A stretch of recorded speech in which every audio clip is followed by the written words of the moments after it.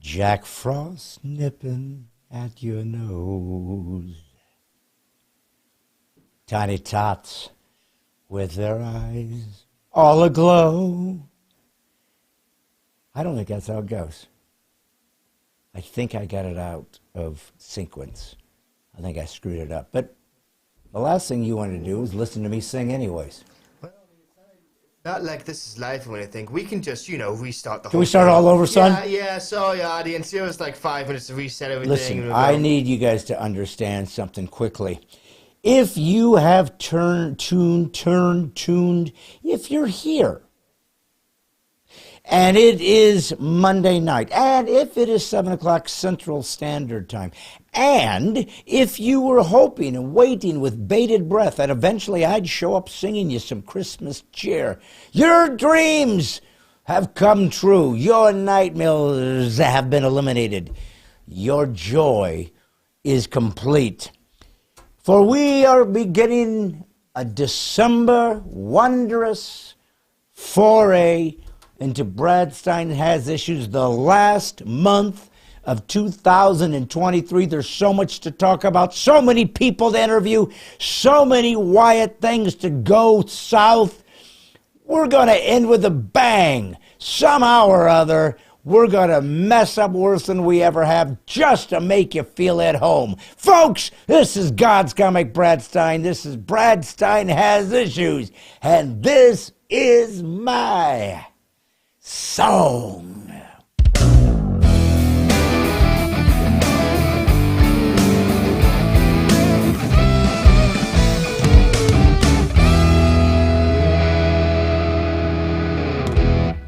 Hey, folks, it's God's Comic Brad Stine. This is Brad Stine Has Issues, the podcast where comedy, conservatism, and Christianity collide in a cacophony of clarity. My name is Brad Stine. I'm a professional stand-up comedian, a professional fall-on-my-face comedian, a professional sit-down now and again comedian, a professional fall-off-the-stage every once in a while comedian. I'm also an actor and clearly not a singer, but I'm also an author, MC, documentarian, producer.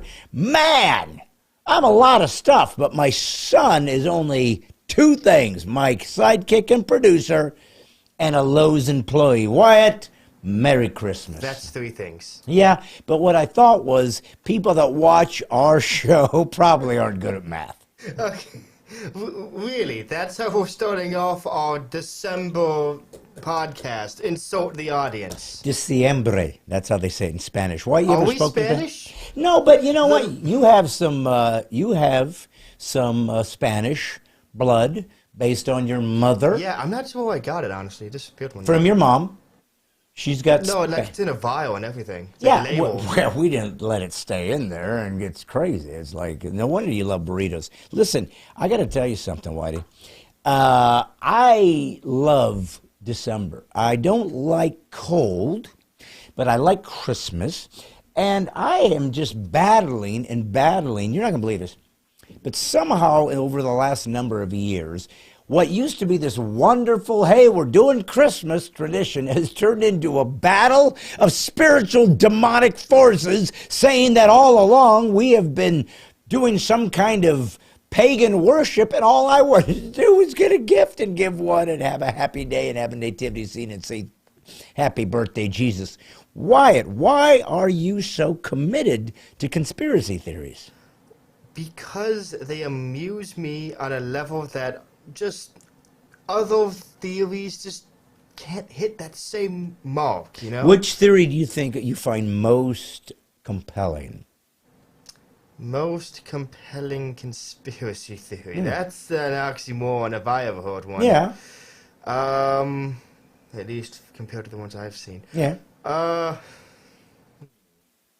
actually have to think about that because like every conspiracy I have heard in my life sounds ridiculous. Like I unfortunately have missed All right, out well, let on me all ask you the this then. obvious ones. What conspiracy theory did you laugh, mock, and ridicule, and then you came to find out it was true? You ever... Well, I can't answer that one because every single one that I've mocked and ridiculed has been proven false. You've never had anything you thought was crazy, and then you go, oh my gosh, this is true. No. I've never had anything I laughed at. Oh. Proven true. So you don't have any experience of kind of seeing something that you thought was just crazy and finally it comes true, and you don't have anything like that? Nah, because you see, the thing is, most of that stuff circulates on social media, which I actively avoid like a plague. You actively avoid social media? Oh, yeah. That's why I wore the mask for like 2019 to 2021. Social media. Oh, yeah. Why? Was there another reason? No. It was a fashion statement. A lot of people do that. I saw other people doing it. I thought I was setting a trend or something. No, you're just jumping in. No, actually, you didn't really. How much did you succumb to the cult of Corona? I know you didn't vaccinate, you're a pureblood, but did you do a lot of mask wearing? Only what was required for work. I stayed inside my house otherwise, because going outside, even before the coronavirus happened, I just didn't want. I like staying inside. You do like staying inside. Why? You could, if you had been an animal, you could have been a bear, because hibernation would have been your paradise. I would rather be a turtle, where I have my house with me 24/7. Oh, and you can just retreat to your inner sanctum, sanctorum. No one can bug you unless you land on your back. Then you're. And I live for like 200 years, and all I do is eat leaves and stuff. That's not true. Turtles do not live 200 years. Tortoises do. Well, I wouldn't call it Tortoises do. I wouldn't call it a life worth living. You said turtles. It's the tortoise that lives exorbitant. Yes, I said turtle. But you know what? That actually brings up a good point. Does it? Something that I really hate when people do exactly that. What? Well, technically, it's a tortoise that lives long. As though everyone in the audience didn't know what I meant. Oh, so is that what we're doing? We're starting this podcast off by insulting our audience?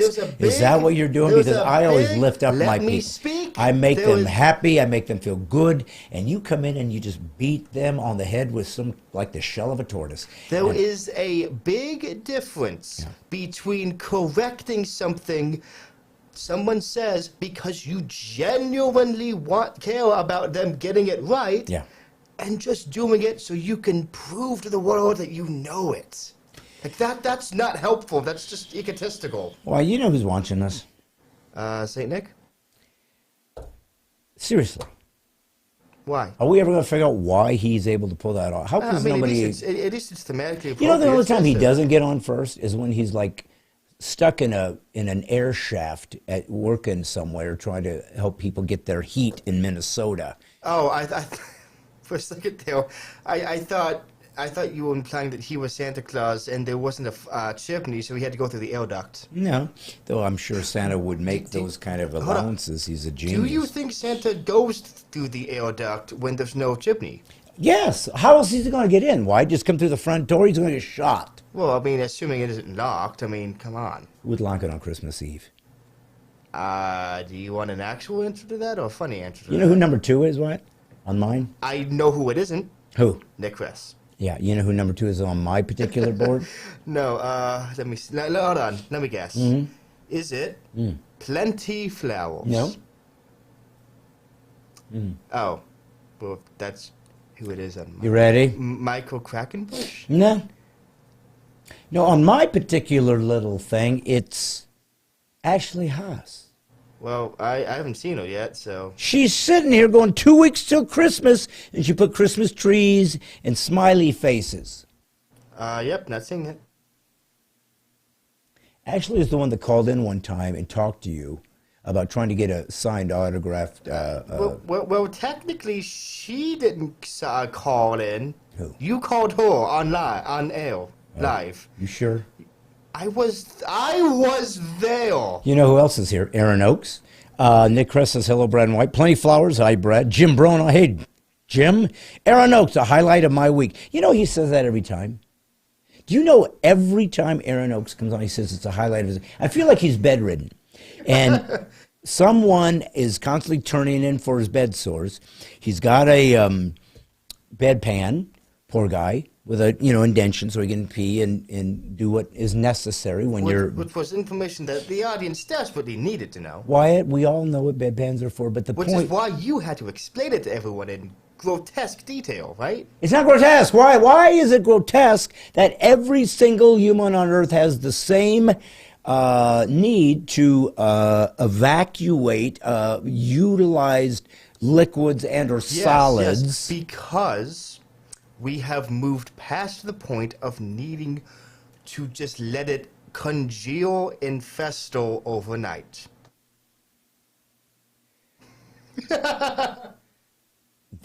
Okay, you're right. That was sick. Exactly, and now you see why I'm against it. Congealed. Lord. Tell me, hey, listen. Congealed is like the ultimate gross out word, and I will hear nothing else. Do you know my first band was called Congealed? Yeah, Pio didn't do too well. No, it didn't last long. We were young. Colin Boyd's here. Hey, Brad. Hey, Wyatt. Hey, all. Plenty of followers, I said. Ched's here. Big severed hands. Paula Faye Marie Rauchi. You know, Wyatt, I've got a favorite four-named lady. You know who it is? Yeah. No, I've forgotten, unfortunately.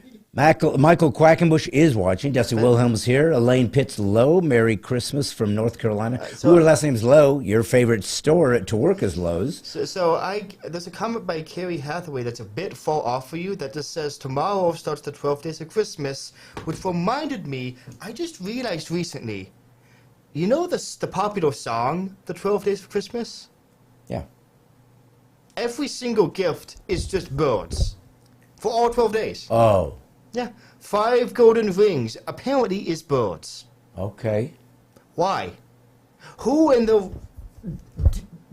Are you dating a zoologist or something? I don't know. Like, No. What would it be that's a bird? Literally, first day of Christmas, Partridge in a Pear Tree. No. What do they call bird people? Aviary?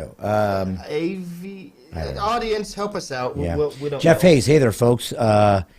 Plenty of flowers. Look forward to it here. Michael Quackenbush, good day. I'm sorry I missed last week, but there was fish to be caught out in the Keys. You live in the Keys, man. I've been in Key West 3 or 4 times. It's cool. It's very cold out in the Keys. Why do you know? It's a bridge. You can go from the bottom of south tip of Florida and drive down the Keys, which are like little islands, on a bridge through the ocean, like, I don't know, a couple hours. It's crazy. Oh, the Keys? Is that where you find the Loch Ness Monster? No, Wyatt. Oh, my Lord. I was trying to think of a Keys joke for like 2 minutes, dude. I had to go with whatever came to mind, okay? It's interesting how you use that combination to combine them. Yes, that's how combinations work. Hey, congratulations. Which is a lock. Jim Bruna, I believe in Christmas. I believe in Brad and Wyatt. Let's see. Anybody else? Look, Ashley Haas says Lowe's lore. We might have to talk about it. Faye Marie Rucci said drummer. I don't know. T.W. Smith is here. Howdy. Now, he used to remain as a silhouette walking nefariously through YouTube, and now he just decided, I give up. I'm joining these guys. Richard Pezzulo. I watched the service that you did at Rod Parsley's church. It came up on my reels, but I'm not able to find it and share it on YouTube. Any suggestions? No idea. That was a long time ago. Forrest Bainey's here. Howdy, loin boy. Brad and Mighty 10,000. Forrest Bainey called you loin boy. You know who's got the best name in the world? Not me. No, you're loin boy. Hey, look at Nick Crest. Lowe story. They can't wait. Fred Ray III. So glad to see you staying at it. You rock star. Shields high, my man. Yes, sir. Let's see. Karen Boyd. I've seen him sit down in comedy. She sure has. Let's see. Nick Crest says, loin jokes. Go. Oh, Nick's taking you down to Chinatown. Let's see. Hey, look at T.J. Smith. I can't find you live on YouTube, and there's no sound on Facebook. What's up with that? Does that make sense? Mark Rush Ministries. Hey, Brad. Blessings from Fresno. Everybody else has sound, but that guy, poor guy, somebody's got something against him. As long as children are raised with Jesus is the reason for the season. Exchanging gifts with each other is an act of love. Of course, that's Diane Neal. She always has something sweet to speak. John Walter, hi, Brad and Wyatt. Let's see. T.W. Smith, it finally showed up on YouTube. I'm just going to go over there. He'll be alone. Chris Faltels and Jeff Hayes, I have a new conspiracy theorist. I theorize that Taylor Swift is part sheep. I'm just keeping going down. Carrie Hathaway, Santa is magic. Nick Blake, hello, everybody from Florida. Dusty Wilhelm, Nick Bribes, Facebook, I'm convinced. I think we've got I think I've covered everybody, why? You know what? Ashley Hess says, drummer drumming are birds, so she's completely slamming you, Ashley is. She's completely... Well, I'm pretty sure I read somewhere that all 12 days of Christmas, you just got birds. Which, I mean, if you like birds, that's fine, but, like... Okay, so the 12 days of Christmas, like, that's what, 12... Listen, on the first day of Christmas, my true love gave to me a parsley in a pear tree. Parsley? A spice? A partridge. Yeah. In a pear tree. I'm surprised you didn't say porridge next. On the second day of Christmas, my true love gave to me 2 turtle doves and a partridge in a pear tree. On the third day of Christmas, my true love gave to me 3 quails. Great job. You're well, doing there is a bunch of birds in there, though. I will give you that much credit. Well, let's talk about that for a minute, folks. We got an amazing guest on today. I should tell you this too. I'm just going to give you a little primer. You know, I love getting guys on here that are smart and funny and interesting and unique and special. But tonight, Wyatt, I'm going to be honest with you. I've had lots of different types of folks on. You know what type of a person I've never had on our podcast before? No, who? Astrophysicist. Yeah. Tonight we're having an astrophysicist on our interview. His name is Hugh Ross. If you've never seen this guy, he's crazy smart. He's a Christ follower, but an astrophysicist. So he combines biblical things with what he sees in the universe. Wyatt, he's smarter than you and me. Yeah. Also, I looked it up. Yeah. Day 3, French hens. Oh, 3 French hens. Day 4, collies, which are calling birds. Okay, calling birds. Day 5, it just says 10 birds again, I guess. Day 5 is 10 birds. 5 golden ring. That's all it says. Okay. 5 golden rings. 6. Day 6, 6 geese are laying. Yeah. 7 swans are swimming. 8. And ducks are laying. and then it just says 23 birds for day 8.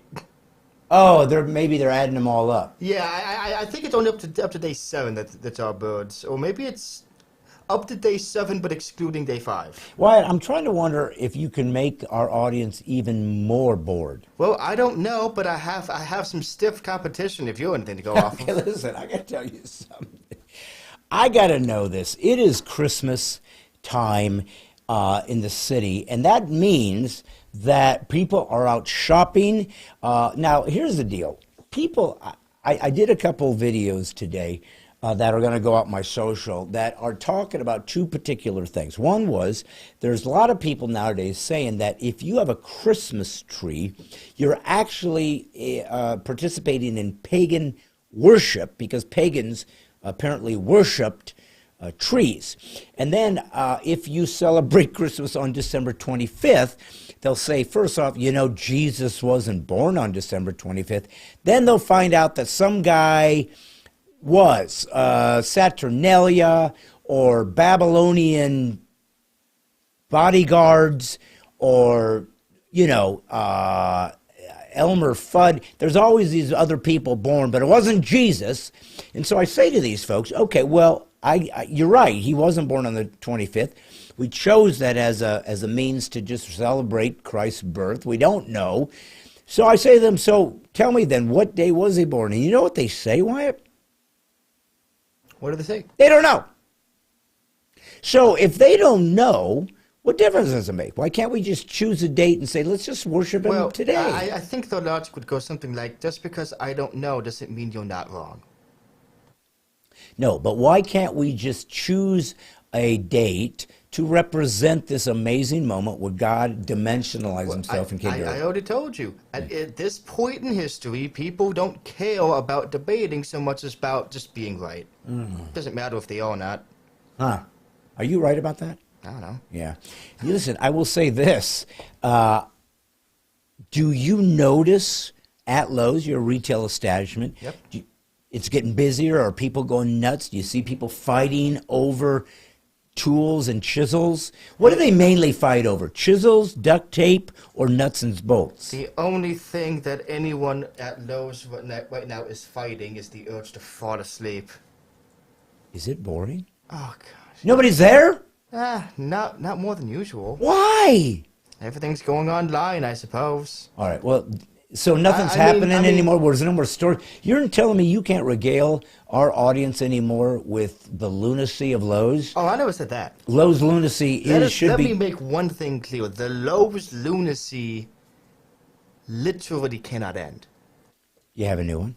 Oh, yeah. I want to dub this segment Lowe's Lore. Okay. It's not just me who's experiencing these moments. This story actually comes from my associate as we were working yesterday night. Okay, is it spooky, by the way, at night? The only thing spooky is the lack of customers. Okay, all right. So, and let me paint you the picture. A customer walks up to my friend and asks, I want this specific thermostat. Now, the thermostats are not that big of a seller, so we don't really get that many in stock. So my friend takes the customer to the thermostats, and according to our systems, we have exactly one of them. Just one. Okay. And we have the entire store where it could possibly be in. So they start searching. Now, you may not know it, audience members, but when we have to spend 5, 10, 30 minutes trying to find an item while you sit there awkwardly, yeah, it's about as awkward for us as you'd think. Okay. You never quite get used to it. You just learn to ignore it. Okay. And I wasn't kidding, because 5 minutes rolled by. Nothing. 5 minutes became 10. Nothing. 10 minutes become 30. And at this point, my friend has searched literally like every conceivable spot this thing could be in. Meanwhile, the customer is getting irate. No. Worse. He's just standing there, helping him search, clearly not a fan of the situation. That's always worse to me than when they get mad. Because at least when they're mad, I know what they're thinking. Okay. So you mean this guy's going along on the chase and he's enjoying the experience? No. I don't know if he's enjoying it or if he's silently judging me. Okay, so go ahead. So what happened? 30 minutes pass. He's about to give up when another customer waltzes into the thermostat aisle, pulls aside all the thermostats, reaches as far back as the aisle goes, pulls out the exact one they were looking for, says, and I quote, "Hey, look, the last one," and then leaves. Right in front of this guy. Right in front of them both, and I swear I was expecting a laugh track to play at that point, because you can't make that stuff up. You really can't. What did the customer say to the guy? Oh, at that point he was mad. At that point the customer graduated to irate. Wow. But your guy should have looked deep, and he Well, didn't. Here's the thing. He looked everywhere but that location. And the customer who found it had never been, like, he literally walked into the store, made a beeline for that aisle, and just knew. He just knew what it was. Didn't spend any time. So he looking. didn't know these other guys were looking for No, it. not at all. Yeah. No, he just said, walked oh, in look, and I got got it. the Yeah. last. Yeah. What was so special about this thermostat? It was the only one we had of that specific model. What was it like? What was It so... was nothing. There was nothing special about it, except for the fact that we just unfortunately were almost out of them. But yeah, yeah, that is crazy. that is the kind of story that you just. Oh my gosh. No, because it's just like It's like a sitcom. It's like the guy sitting there, I give up, I give up. Hey, the last one. You know, that is Like hysterical. I said, I was half expecting a laugh track after that. That's hysterical. What? Let's get back to Christmas because it is Christmas time. Do you have Christmas memories, things about Christmas that you remember that you enjoyed? Oh my gosh, yes. Tell Well, me okay, some things you hold enjoyed. on. That I enjoyed, no, yes, but not what I was thinking of. All right, go ahead. So, one of the most vivid memories I have of Christmas is about 1 a.m. Christmas Day, 7-year-old me, completely unable to sleep because it's just like, it's Christmas. Yeah. But it's too early to do anything about Oh, it. it's the worst. Oh no, I have 6 hours before I can do anything. Oh, it's so I terrible. wish I could fall asleep, but I Oh, can't. it's so terrible. Literally, Christmas Eve was the only day out of the year where I just genuinely had insomnia. I could not fall asleep. It was the longest day I know. of the year. I know, it's the longest day It took- of the year. It took like years before I could actually fall asleep then. I know. And it's like, Right, we've all been there. We all were kids, and you can't sleep, and it's like, if I can just fall asleep so I can get through this Yeah, hell exactly. That's and the wake thing. up, and then you do wake up, it's like, I can't do anything, and it's like, I don't know, and it's like when you're a kid, time just drags and Oh, my drags, goodness. and there's Like, nothing you can do. I swear, like, if I were to observe life through the eyes of like 9-year-old me, I swear this year would only be like a fifth of the way done. Yeah, I Like, know. well, I don't know what it is, but like the older you get, Yeah. the faster time seems to move. Because you're getting closer to death. I don't really know what it has to do with it though. I think it's like actually our perception of time that fundamentally shifts. Well, here's the thing. When you're I mean- older, I you, mean- you have jobs to go to, you have schoolwork to do, you have families to navigate, you have sisters or brothers or moms or dads or husbands and wives, you have bills to pay, you have trips to take, you have gas stations to fill up, you have light bulbs to go discover, you have thermostats you need to uncover. There's lots going on. Thus, the time isn't as noticeable. When you're 9, you have nothing to do. No. It's not that at all. When I'm 9, and I have a friend over, and we're playing a game, and it's time for them to leave, and we say 5 more minutes, that's enough for like an entire 60-minute game. Nowadays, 5 more minutes ended 2 minutes after I said it. Yeah. It's just, it goes so, well, but here's the thing. It has to be about your perspective into anticipating something you long for or dreading something. And let me give you an example. No, because you're misconstruing what I'm saying. I'm not saying it feels like I don't have as much time as I once did. I'm saying it feels as though every second is getting shorter. Fundamentally, the unit of time is shrinking. So it's like, Not the amount of time stuff I have to do in that time. That stays the same. so least for it's me. like physics. It's It's- like some sort of quantum It's mechanics. psychology, I think. Well, it is. But here's the deal. Well, I mean, I think it does make sense though, because the reason why we perceive time is because we're constantly updating what we're observing, and the faster your brain, I think it's the faster your brain refreshes, the faster time appears from your perspective, and the slower your brain is like refreshing itself, time seems to move slower. At least that's what I've heard. So like it has actually a psychological element to it. Clearly, listen, if you were on death row and they said in 5 minutes you're going to die, or you were somewhere and they said in 5 minutes you're going to board your trip to Hawaii, something you're excited about, it's like, well, I guess both of those would go, no, the Hawaii would go slow because you can't wait, but the I'm about to be put to death would go fast because you don't want it to come. So if you don't want what's on the other side. It's fast. Wait. If you want it, it's slow. Wait. You're saying if I was on death row and I had 5 minutes left to live, that 5 minutes would feel like 2 because I don't. Because it's like, oh my God, yes, it's like I only have 5 minutes left, and it's just only 2, 3, that's over. But it's like, hey, you're gonna go to Hawaii. It's like, hurry. Christmas is coming. Come on. Anytime.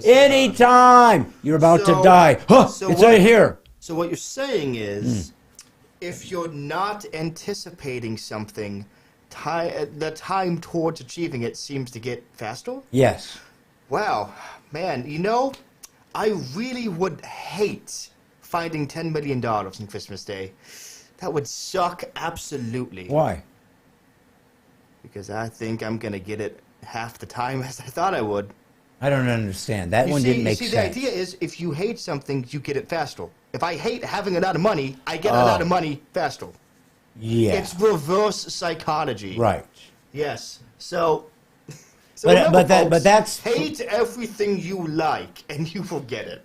I think that's not what that's the message we're getting at. No, I don't know. We didn't talk about it. You want it, so you get it. We were talking about if it was a guarantee. It's guaranteed that in 5 minutes we're putting you to death, or it's guaranteed in 5 minutes you get to go to Hawaii, or I'm going to give you $1 million. The thing I want those $1 million. It's like, no. oh man, it takes forever. You but have to hate. You have to have the mentality to hate what you like, so that if you're guaranteed it, you get it faster, and then therefore enjoy it more. Yes. Yes, that is clearly the way that this conversation should have ended. Yeah. Yes, absolutely. Yeah. I see no problems with this whatsoever. Do you know why it took so long for this conversation to end? I really loved it. I hated where it was going. Doesn't that mean it would have gone faster, but you said it was slow? Your own logic is collapsing in front of us. Dang it!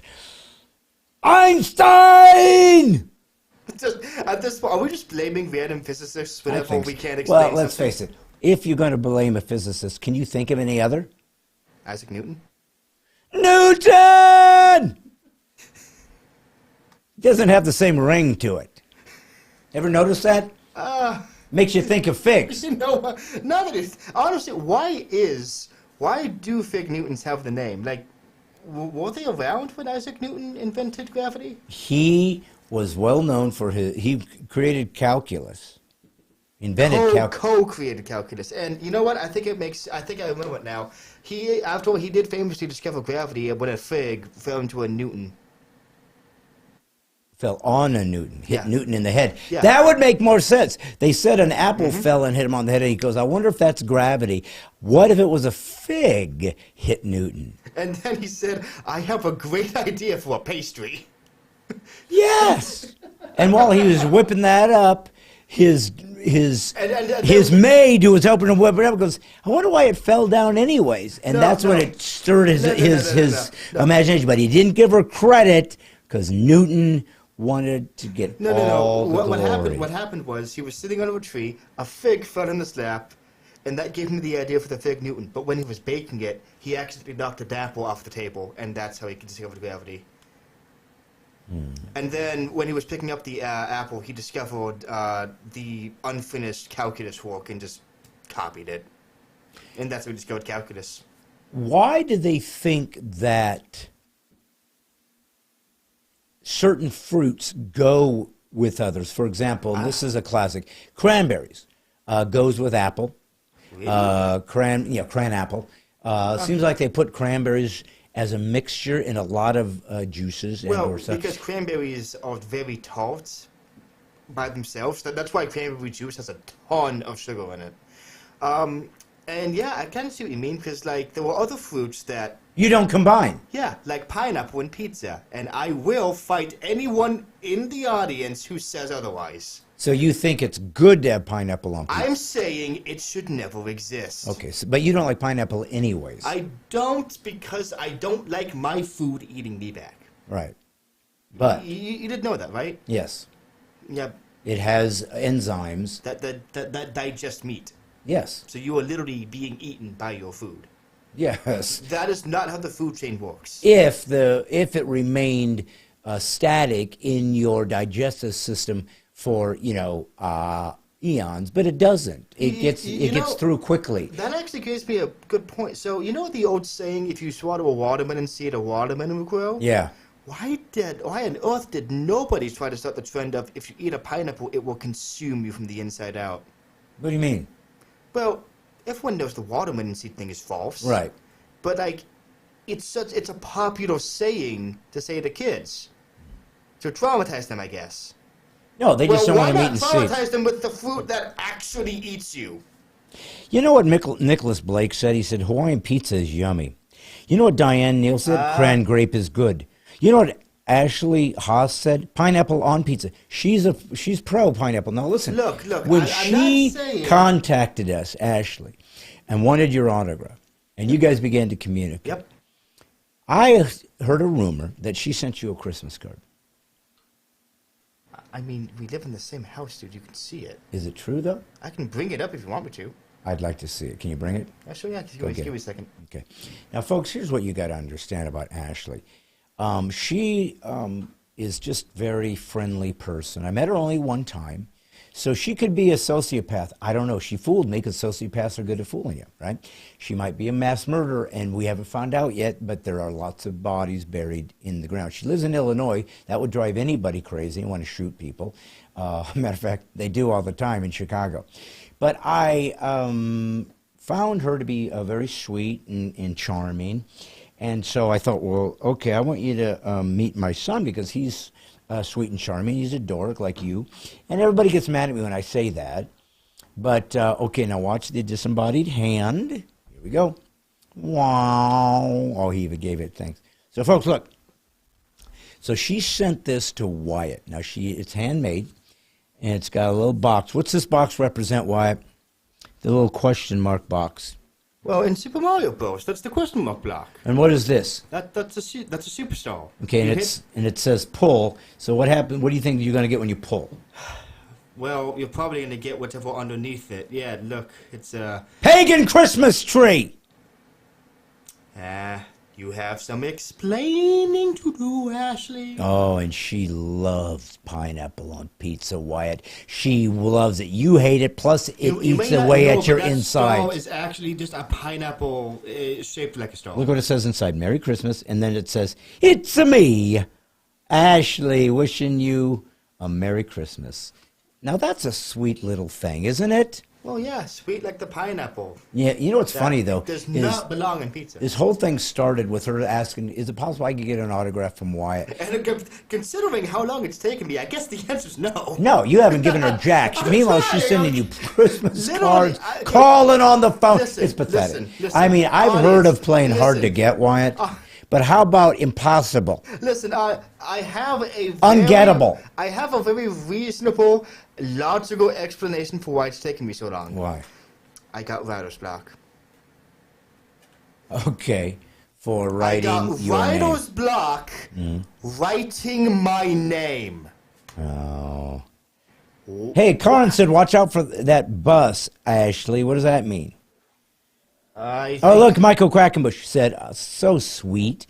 And then Angela Edwards said, you're awesome. Forrest Bainey said, opposites attract. And everybody is super, super loving on Ashley. And yet, you, who she's been so friendly to, just trying to be kind, haven't even reciprocated with a simple... I have writer's block. I told you people. Literally, the simple act of writing my name and nothing else has paralyzed me with indecisiveness. You know what's interesting, Wyatt? I mean, have you seen a signature before? Yes. There are, like, so many ways you can do it. You can write your full name in cursive. You can do that thing we've got a big first letter, and then the rest is really tiny scribble, like a doctor's note. You've got just the initials. You've got the initials, but it's in cursive. And I just don't know which one to go for. I legitimately cannot think of which signature would be the best to use.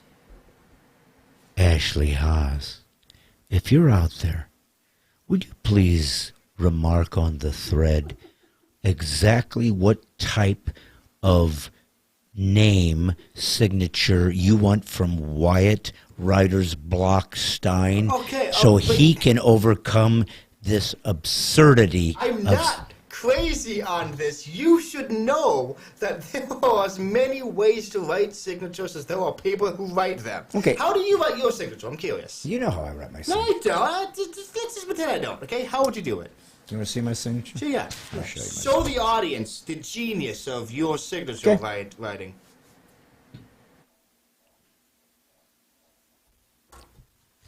That's my autograph.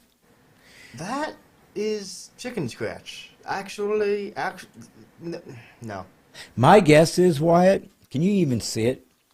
Can they see it? Yeah, kinda. I can zoom in if you want me to. Yeah, zoom in. I want them to see the autograph that you demanded that I make. How do you zoom in? Oh, you got to do it manually? Yeah. Holy smoke. Oh wait, it's already zoomed It's zoomed? Okay. in. I can move the camera forward. Yeah. No. Come out, do your disembodied hand and move it towards Oh, the... yeah, fair enough, you think, okay, can the audience see? Can the audience Closer. Closer. I'm watching. Close. Can the audience see that? I don't know. It's coming. It's coming. Well, it's dark and you can't see it. So it's out of the light and it's out of focus. So bring it back. So that was a complete fail. Thank you, though, but son. You're the one who came up with the idea, so it's really your fault. Listen, you're the producer. You should have said bad idea and left it at that. Well, yes, but you see, a bad idea often also means comedic idea. Yeah, Which that's is true. something you desperately help. You know you're talking to me without being on a mic, so they don't know what you're saying. You sound like a babbling idiot. Excuse me, I am talking through your mic by shouting it across the hall. Wyatt, what is your favorite memory? Didn't you, for Christmas? Not didn't this you, one. Didn't you used to watch Home Alone with your sister? Every Christmas, and then for some reason, one of us forgot to one year, and it just kind of went downhill ever since. Well, you guys would you sleep like in the same room and watch it and fall asleep and wake up and go, or did you all go? No, we would watch the movie, and then we would just leave into our separate rooms to go to bed. Listen, folks, do you think Home Alone is one of the best Christmas movies? Because most people think it is, and it is a great movie, but it's not a Christmas movie. It's happened to happen at Christmas time, but it has no Christmas-ishness. What do you mean it isn't? Look, just because it's not trying to teach people the true meaning of Christmas for the 12 billionth time doesn't make it not a Christmas movie. Yeah, I guess they do reference Santa, doesn't he? Yes, of course, and it's all about Kevin growing up and just getting responsibility and a bunch of wholesome, nice life lessons. Isn't that really what Christmas is about? Just learning life lessons by Christmas. brutalizing a couple of home invaders? Christmas is about learning life's lessons. That's what it's about. No. You ever been to church, Wyatt? I need to no, get you no. to church quickly. No. Learning life lessons by brutalizing a pair of home invaders. Who shouldn't have been in there in the first place? Yeah. Hence the brutality. It's a really nuanced movie if you really think about it. All right. So, what's your favorite Christmas movie? Probably Home Alone. Mostly because I don't watch movies that often and I have nothing else. Have you ever seen It's a Wonderful Life? In passing. It's amazing. I've seen A Christmas Story, which was alright. Oh, is that the one with the kid and wants Yep. a BB gun? Yep. Oh, that's a good one. Yeah, that's a really good one. Elf. Elf's a good one. That is a good one. That's a good one. Yeah. And then there's Black Christmas, which was one of the most horrifying movies I've ever seen in my life. Wait, what? Black Christmas. I don't know. Please explain. Horror movie. So it's these girls in a sorority house that are getting ready to go home for Christmas, and they are starting to be murdered one at a time. And then the guy would call them on the phone, if I remember. And towards the end, when the last girl's left, they call on the phone. They like tap the phone or whatever, and they call her to let her know that the phone is coming from the attic. Nobody thought to check the attic in the entire movie. I mean, I'm not saying it's the first place I'd check. Listen, But at some point, you've exhausted all the other places they could be in. You may as well take a peek.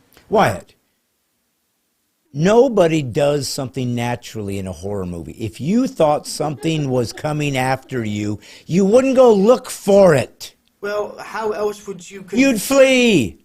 Well, how else... Call the authorities and say, please go check and see if there's a murderer in there. Because if somebody gets murdered, I'd rather it be you so I can be clear that I did the right thing by not sacrificing myself, because I'm not paid to do that, whereas those in law enforcement are. I actually heard once, some famous horror director saying that the absolute worst thing that ever happened to horror movies, do you know what it was? They get commercials? No. A technology that was invented. The absolute worst thing that ever happens to horror movies. CGI? No.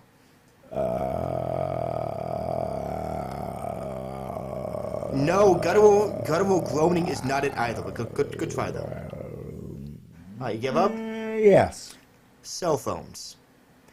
Because now every horror movie has to justify why they don't just solve the problem. Explain. Okay. Back in the olden days, you had a landline. So you were stuck in one spot. You're stuck in one spot, and it's fairly easy to disable a landline if you just know what wire to cut outside the house. Okay. With a cell phone, you can basically do that anywhere. If you're in a house, there's probably going to be a signal. So how exactly do you not have that suck up all the tension and suspense if 911 is like 3 buttons away from literally anywhere? Well, they probably make it like, oh, we don't have a signal. Yeah, exactly. But that's ridiculous. And it's just what you got back to about nobody does anything logical. Nothing logical happens. How many cars have you had in your life? Define had. You know, the cars that you drove around regularly? 3. Okay. In the 3 cars you've had in your lifetime, how many times did you go to start the car and it wouldn't start, wouldn't turn over?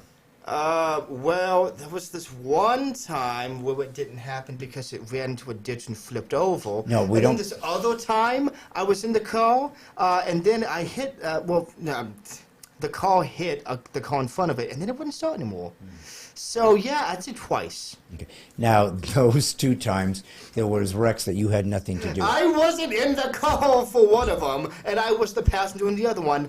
I wasn't responsible for any of them, and yet 2 of the cars that I had were basically stolen from me because nobody else in this family knows how to drive. Well, listen, I love the anecdote, and it did add some humor to the experience, but I was trying to make a point.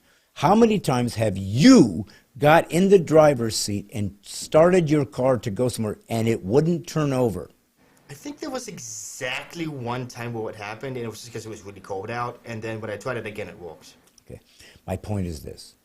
It's very, very rare, unless you left the lights on or something and you drained your battery. Or you happen to be in a horror movie. That's what I'm getting at. These cars work pristinely until they need to escape. Honestly, horror movies are just like an hour and a half retelling of Murphy's Law. Oh, my Lord. That's all it is. It's all it is. No, but what bothers me is the lack of creativity. They keep recycling the same dilemmas. Oh, look, we're in a deserted place. We can't escape. Oh, look, the phone isn't working. I can't get help. Oh, look, my car suddenly doesn't start. Come up with something fresh. Okay. What would you have as your horror movie idea then? Pitch me one. Pitch us one. Let's see if you can do better than what Hollywood is currently putting out. I know that's a low ball, but just humor me, okay? Number of friends at a retreat, some kind of island or something. They're all together. They love each other. Of course, one turns up dead. They're frightened. They're running. They don't know where they're going. The protagonist, the main character, is trying to help. He's the only one that thinks clearly. Everybody starts turning on each other. Then the next one's dead. It happens over and over again. Everybody's trying to escape. Everybody's frightened. None of this makes sense.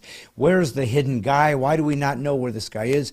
And then towards the end, there's only 2 people left, and they are trying to come together and fight him together, but they don't know where to go, where to turn. They try to fashion booby traps and spikes and holes, and suddenly last minute the last person dies, and there's that last guy going, how did this happen? We were so vigilant.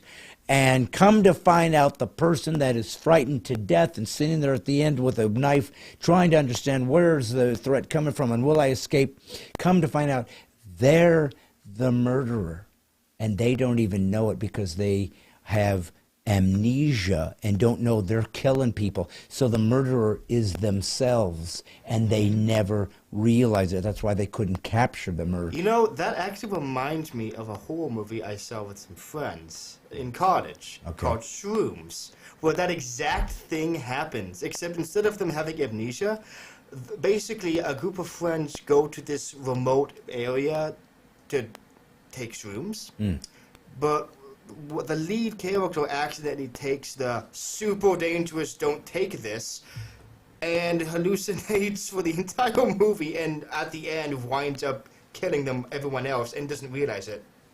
So when it's all over and he looks around, he's bloody and whatnot, he goes, oh, it was me. Yeah. At the very end, she realizes, oh, I'm the baddie. Okay. Well, so there it goes. But I just made that up on the fly. You know, I think what would be even more interesting is, would be you have a bunch of people in a secluded location. One turns out dead, and the rest of them are trying to figure out who did it. And they want to figure it out before their ride that takes them back to society gets here, because they don't want a murderer to be amongst them, right? Right. Nobody wants that. So one by one, they come up with tests to try to see if they can catch who the murderer is. And every time, one of them dies because they failed it, but the group ain't satisfied yet, so they do it again. And they keep doing it until they're down to 2 people.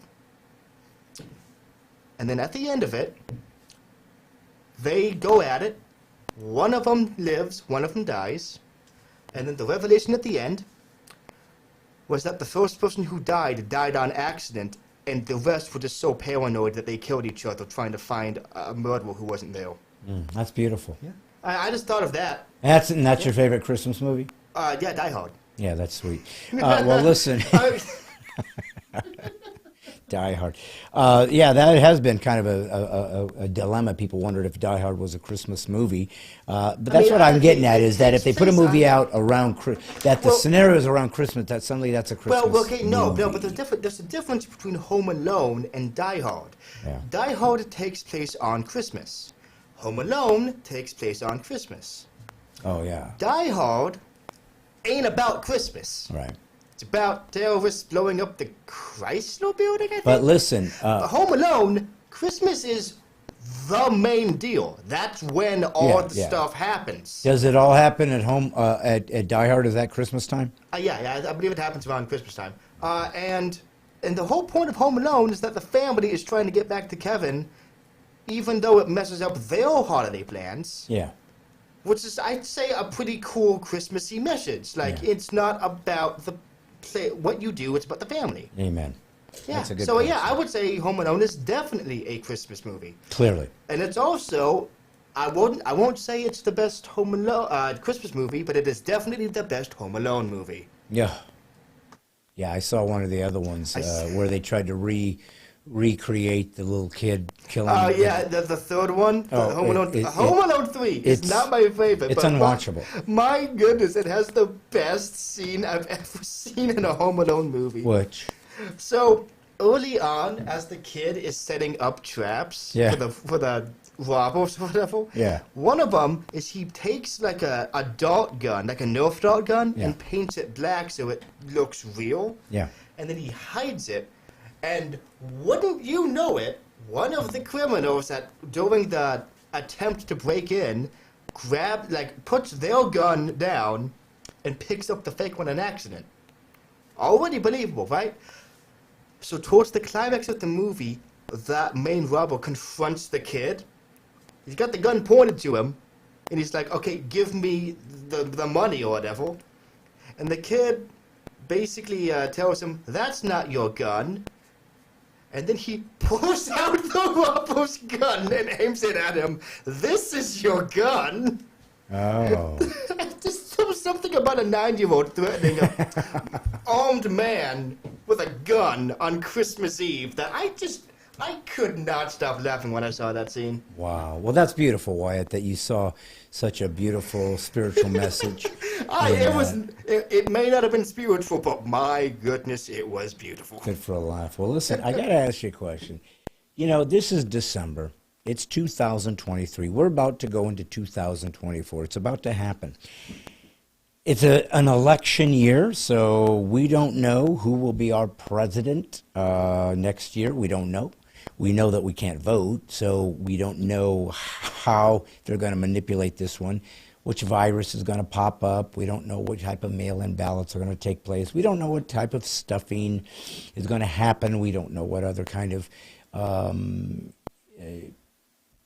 lack of scrutiny is going to be manufactured to continue to make sure America dies. But here we sit, and I don't know how long, I'm going to be able to stay here and do my little thing, but I will say this, that in 2024, I really want to get ambitious. I want to get out on the road wide. I want to do as many shows as I can, specifically about my new material, Laugh While It's Legal. Karen's seen some of it. She came out the other day. Ashley's seen some of it. She saw it. But we're still working it through. If you are getting to the end of the year and you would like to help me, I've got some meetings coming up with trying to create some sketches. I told you guys from the get-go I wanted to be able to do that. Add to what I do on social. Always the podcast is where my friends hang out. This is where the militia of the mind are. These are people that are like-minded, just regular folks, peasants revolt, who believe that it's free speech matters, that diversity, equity, inclusion must die, literally. It has to be destroyed. Everything that's destroying our freedoms in America, and fairness, and trying to give everybody an equal access to opportunities, but it's up to them to make it, is being destroyed in America. We are becoming basically one world government based on a Marxist sort of communist view that there'll be a special elites that will rule the rest of us. I don't want to do it. I don't want to go. So I'm going to fight against it. If you want to help me, you can donate to this ministry, which it is, and I will continue to try to put out material and content with these interviews, with these special sketches, with my live events. Sometimes there's people that want to bring me in that don't have the money, so how can I do it? Well, by having people donate, I can do it because I have other access to be able to afford to do it. So this is what I'm trying to do. If you want to be part of the mighty 10,000, the first 10,000 people that want to join this militia of the mind, knowing that we went in this thing full aware of what was happening, and we went in guns blazing, metaphorically, to defend ourselves. Well, give. You can give right now.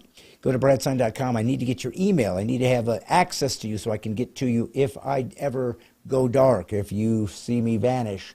We are going to try to find some other platforms. Rumble would be probably one of them, so that I always have... Listen, I have no problem being on Facebook or YouTube. It's just they have a problem sometimes with people like me. So I don't know what to say. They don't believe in freedom. They don't believe in America.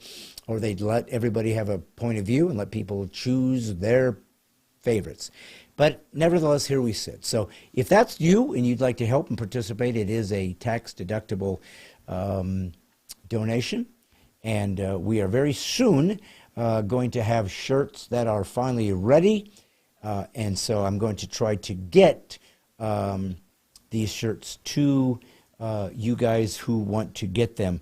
There are 2 people that are going to get the first 2 shirts. And in order for that to be effective, I need them to private message me, not because I don't want them to be known. I'm actually going to name them. But I need to know their mailing address, but also what size of a shirt they would like. So I'm talking, of course, and I think we can all guess, Nick Kress and Karen Boyd. They will get the first 2 Militia of the Mind shirts because they have gone above and beyond the call of duty in helping this podcast. All of you that show up every week, God bless you. Your shirts will be here too. We're going to make it all happen. But I just wanted to give a little Christmas bonus to these people who've helped so much, shown up. Karen's come to at least 3 shows when I'm in the area. Nick has donated money to help this podcast as it's been going over the years to help this whole thing exist. It's still small, but it is growing. And the guest that I'm about to bring up is someone who's just fantastic. Folks, you are going to love this interview. It's with an astrophysicist. But if you ever thought that science and religion was in conflict, if you ever thought that science proved that God didn't exist or that somehow we don't need God if we have science, you're about to have your mind blown. This guy is amazing and fascinating. If you're into astronomy, if you're into origins, if you're into apologetics and theology, but also in the hard sciences, this is going to be your episode. I got some great interviews coming up this week that will give some great guests coming up the next weeks, but I really am excited about this guest. I was so enthralled listening to this guy and enjoying it. And now I get to give it to you guys. So as we get to the end of the year, now's the time to give. Now's the time. I'm probably going to have a big campaign, maybe a Give, Send, Go campaign for next year to try to just get some dough in the coffers so we can really try to up the game on this bad boy and really get the higher numbers of folks watching to make it cost effective. But that being said, God bless you guys for showing up and listening to me and my son talk about crazy stuff, but hopefully also important things. So I'm going to let you enjoy this experience with astrophysicist Hugh Ross and little old me, God's comic, and now walk away even deeper believing in your faith. And if you don't believe in God, you just might start. Enjoy Hugh Ross. Well, folks, as you know, far be it from me from not bringing on the most unique and special guests that I can.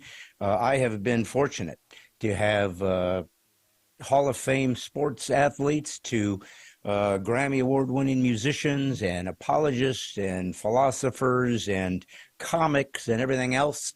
But the one thing that I always wanted to do as a stand-up comic when I came out of the closet as a Christian and a conservative was to say we can be as sophisticated and as nuanced and as aggressive, as unique as any mainstream comic out there and maintain our worldview, that we don't have to dishonor the words we use or the topics we talk about as Christ followers, but in fact should be at the forefront at being the greatest artists that exist on earth, because we believe that God Almighty is the ultimate artist. So that being said, my main problem with the church in America has been the lack of what I consider sophisticated teaching over the years, to really let believers know that what we teach you is not a deeper understanding of a religious belief. We're teaching you what is true about life. Either you believe that or you shouldn't be a Christian. Either God Almighty dimensionalized himself, made himself available to those of us who couldn't have seen him in a transcendent form, and then died and came back to life, the craziest story in human history or the greatest, and then gave us proof so that we could find him. And it's not easy because he's God. So that's why we're going to talk to a man that I have watched his ministry, his work, his books for many, many years. This guy is really smart and much smarter than me, which isn't hard. But such an honor to be with someone who is sophisticated, as I spoke, but in this case, in physics, in the sciences, in the arts, because this is a crucial way for us to defend our faith, is to go to the place that has become so secular, so materialistic, that they don't even realize that adding God to the equation doesn't, in effect, detract, but enhances how we see reality, because God's the one that created all these ideas. I don't often do a huge bio, but I'm going to at least get the proper information out on this gentleman because he deserves it. His name is Hugh Ross. Many of you will be familiar with him, but he's a Christian apologist, but he does it by being a astronomer, and but it's a PhD. So the man's a doctor in astronomy, University of Toronto, and a Bachelor of Science degree in physics from the university. So he's smarter than all of us watching right now. So I don't know if we're going to be able to keep up. But he's also added this in his bio, unless he had nothing to do with it, an old Earth creationist. So I think it's interesting that he thought that was important to include, unless, like I said, it was Wikipedia and somebody threw it in there without his permission. So we're going to find out about that. But it is truly an honor to bring on Dr. Hugh Ross. How do you do, my friend? Thank you for coming. Doing well, thank you. Well, listen, I'm going to get right to it because even though you have been very gracious with your time, you're going to give me about 90 minutes. I want to use every drop of it because people of your caliber don't always end up on my podcast. It's starting, but a lot of apologists have, but not somebody who's a doctor in a particular scientific branch. So let me start with this. I'm hoping I find some questions by way you haven't heard in 40 years in ministry, but I doubt I'll figure that out. But maybe. So let's start with a basic sort of foundation of who you are. So you're a astronomer, not an astrophysicist or whatever, or just give me a basic idea of what you are. Yeah, astronomer and astrophysicist is interchangeable. Okay. So I did a theoretical master's and I did an observational PhD. I did research on quasars and galaxies at Caltech. So today, you usually refer to people like me as astrophysicists. Okay. So that is a more precise definition. Yeah, today's language, yes. Okay. Now, so now help me with this. And I'm just giving this to the people not only to understand the depth of your expertise, but just for them to understand the realm of science that is so important to understand why it was created, which I believe was to observe the handiwork of God. But you certainly will be a better advocate for the true history of science in regards to religion and if they intersect than I am. But physics or physicists, I guess, is the extreme education in understanding the material world. Would that be a good definition, or is there some nuance here I'm missing? Well, physicists look at the world independent of chemistry. I mean, we are involved in chemistry, but we kind of look at the atoms. We look at the dark matter, the dark energy. We're looking at how atoms behave, and so it's distinct, say, from my colleague here at Reasons to Believe, Fuzz Rana, who's a biochemist. Okay. So he gets into the complexities of the design of life. I'm more into the complexities of the design of the universe, the solar system, that makes possible the existence of human beings here on Earth. I also have been a pastor for the past 48 years. Oh, I didn't know that. I serve as a professor in the several seminaries. So I'm also do delve in theology, and I've written several books on science and theology, the interface between the book of nature and the book of scripture. But the blog series I do at Reasons to Believe, it predominantly focuses on the latest scientific discoveries that give us more evidence for the God of the Bible. Yes. Well, that's excellent.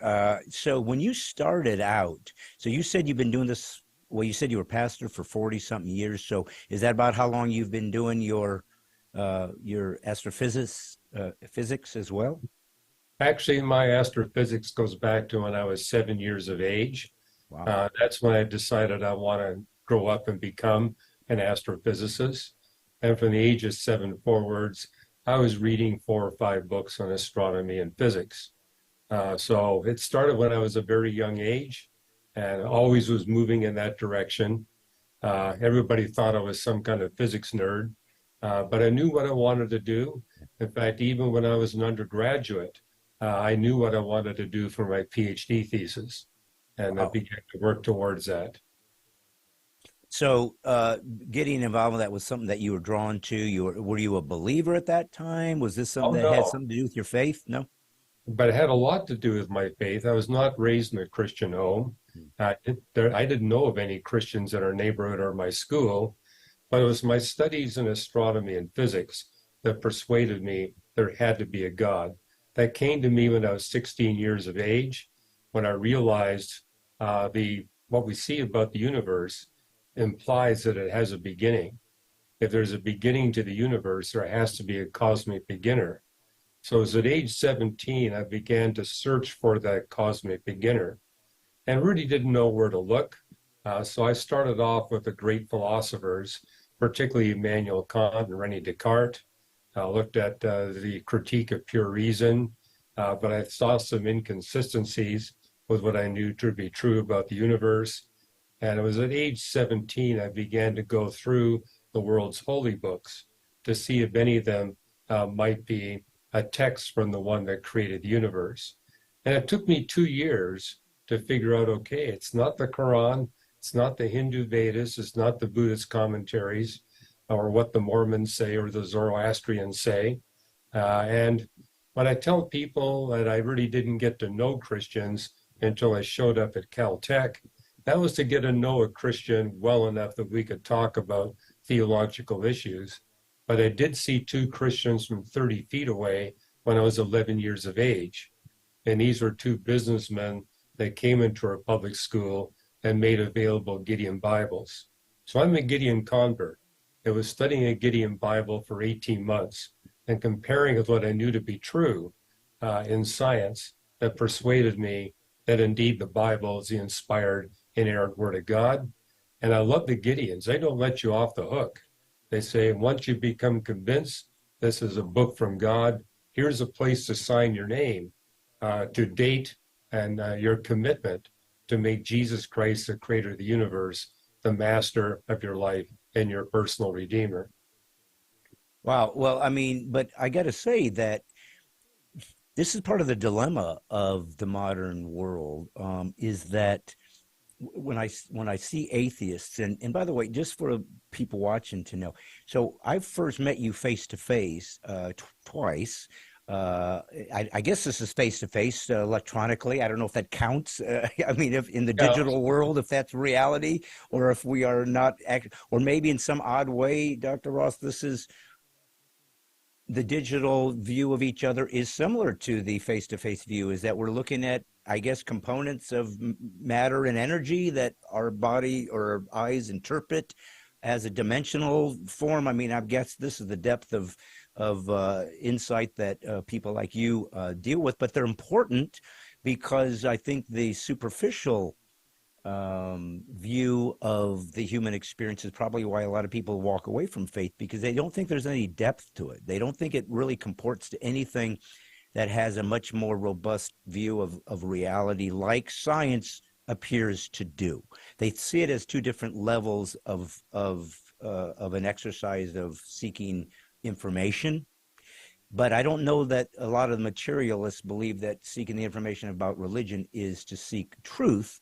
They're more curious about what they think they know, but they don't believe there's truth to it. And one of the things that I think I discovered as a comedian, which seems a little out of sync with what you do, because what do they have in common? Well, what they have in common is I'm trying to communicate an idea to people, and I do it with humor.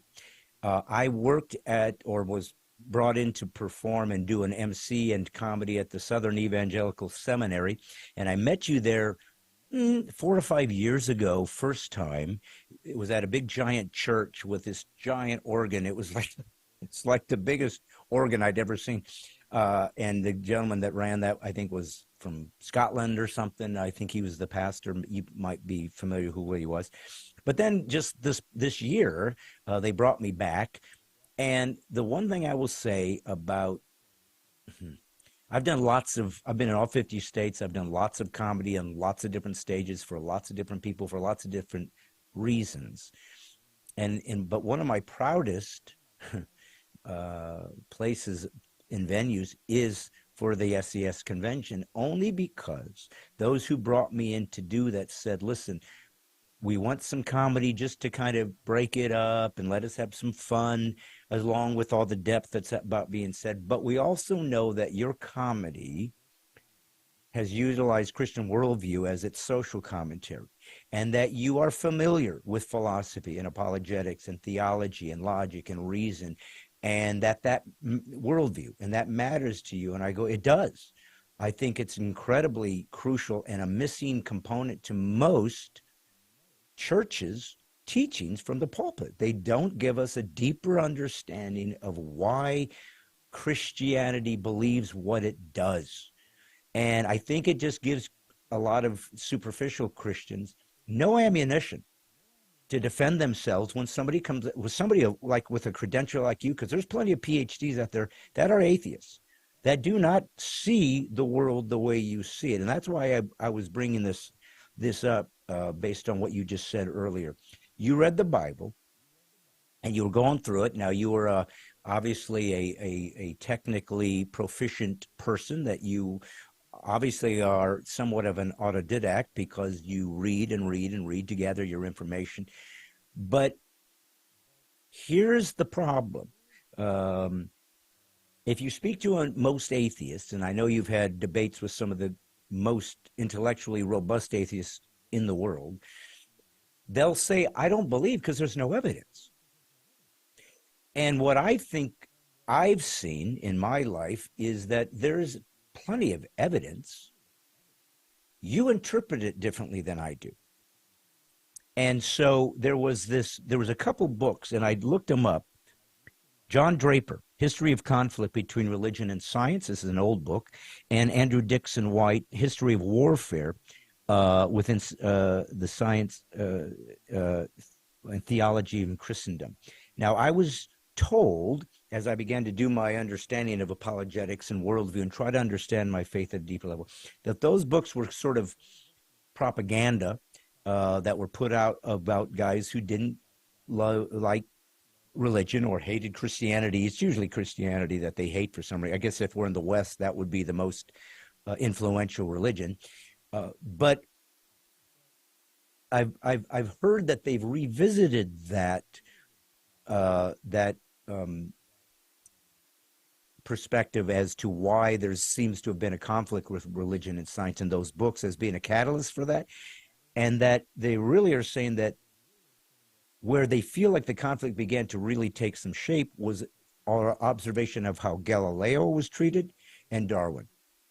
And those two ideas is what really began to create this idea that there's a conflict. So when you read the Bible on your own, without any philosopher, without any apologist, without any Christian, lecturing or trying to give you some insight into what you were reading, you saw something in that book that anybody has access to that made you see God as plausible and consistent with the world that you see with your training as a physicist. So what did you find? And obviously it's become even more sophisticated over the years as you got more in depth into this stuff. But even as a young guy who saw that and said, I see God here and it makes sense, whereas an atheist says, I don't see that. So what did you see that these other guys miss? Well, what I saw in my science is that everything is harmonious and consistent, symmetrical, and beautiful and elegant. So I said, any book that's coming from the one that created everything is going to have the same characteristics. And so I went through the world's holy books and said, if I find errors or contradictions, that's a clear sign it's a human source and not a divine source. If it's really coming from the one that created the universe, there'll be no errors, there'll be no contradictions. Moreover, I would anticipate that it would predict scientific discoveries that have not been discovered yet. So I wanted to see if the Bible had predictive power. And what's interesting, all the world's holy books attempted to predict future science. But when I started with the Hindu Vedas, and it predicted we live in an oscillating universe with a very low measure of entropy. And I knew enough about astronomy to realize neither of those statements are correct. And I found many other errors in the Vedas. Same thing with the Quran, same thing with the Buddhist commentaries, Zoroastrianism, the Mormon books. When I picked up the Bible, I was not able, after a 2-year search, to find a single provable error or contradiction. And I found over 100 places where it had accurately predicted future scientific discoveries. I also discovered that it had teachings that can't be visualized from the space-time dimensions that we human beings are constrained to. And, and I had taken a course as a sophomore math student on complex variables and recognized we can only visualize phenomena and dimensions we personally experience. So when I looked at the Bible, I saw that it was teaching doctrines, things like the Trinity, how God is simultaneously singular and plural, things like how God has endowed us with free choice, yet he predetermines everything we think, say, and do before he created the universe. That's an example of several doctrines in the Bible that can't be resolved or visualized in length, width, height, and time. So I saw that as evidence that the message came from a being that has the power to create space-time dimensions, as many as he wishes, at will. And I was studying the Bible at the same time that physicists in South Africa and Britain were developing the first of the space-time theorems. Today we have 30 of those theorems, which prove that space and time are created, and therefore it implies there must be an agent outside of length, width, height, and time that created the universe's space-time dimensions and its laws of physics. And so this is really what persuaded me that the Bible had to be a message from the one that created the universe, and not just something that some smart human being concocted to try to explain what we see. And so that's what motivated me to sign my name in the back of that Gideon Bible, committing my life to the creator of the universe. Did you go in, do you believe you went into that search neutral, or do you think you were an antagonistic, like I'm trying to find the flaws, or did you really believe you went as a scientist, let's just see, let it speak for itself, and let's see what comes out of it? It's more of the latter. I made a commitment that I would put all these holy books in the best possible interpretive light. So, because it's easy to put books in the worst possible interpretive light, but it's I'm going to put them in the best possible interpretive light. But when I did that with the other holy books, there was unquestioned errors and contradictions. So I said, okay, that's something that humans came up with. Yeah. So, well, go ahead. The other thing I discovered in the Bible, in fact, the first day I picked it up, I said, this creation account in Genesis 1 and 2, it's perfectly following the scientific method. And I'd been taught the scientific method in grade 1, grade 2. We got it all 12 years of my public school education. None of my teachers told me about the origin of the scientific method. I read the Bible and I noticed that all the creation texts in the Bible, Old and New Testament, rigorously follow the scientific method. And it was years later when I read the 28-volume set from the Scottish Academic Press, edited by the theologian Thomas Torrance, that I realized, of course, the scientific method has its origin in the creation texts of the Bible and Reformed theology. So it's really no accident that the scientific revolution exploded out of Reformation Europe. And was that mainly because they believed that there was a natural law that was imputed within the cosmos, so that they could rely on consistency, that the gravity would always remain similar, or But otherwise you couldn't? something you see repeatedly stated in the Bible, the laws of physics do not change. And if they do not change, that means we can trust what we observe in the universe.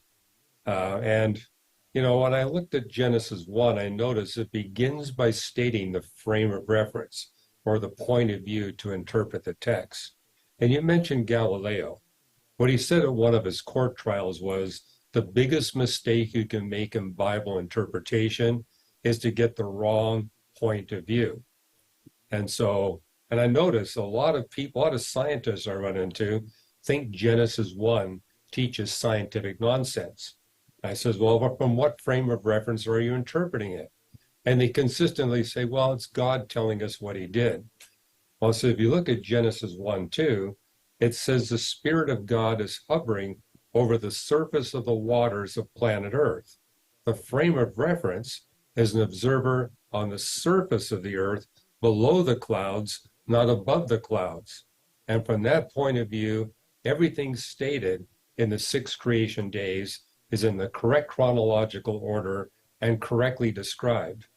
And so, but if you have the point of view above the clouds, almost everything in Genesis 1 is incorrect.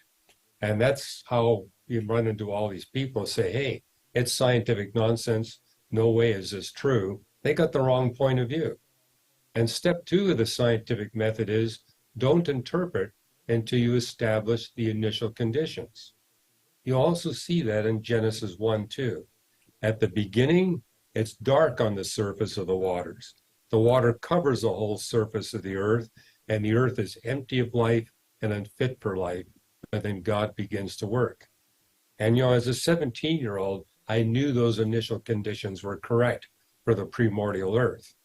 And so that was the beginning of my realizing this book is radically different from any other holy book I've looked at.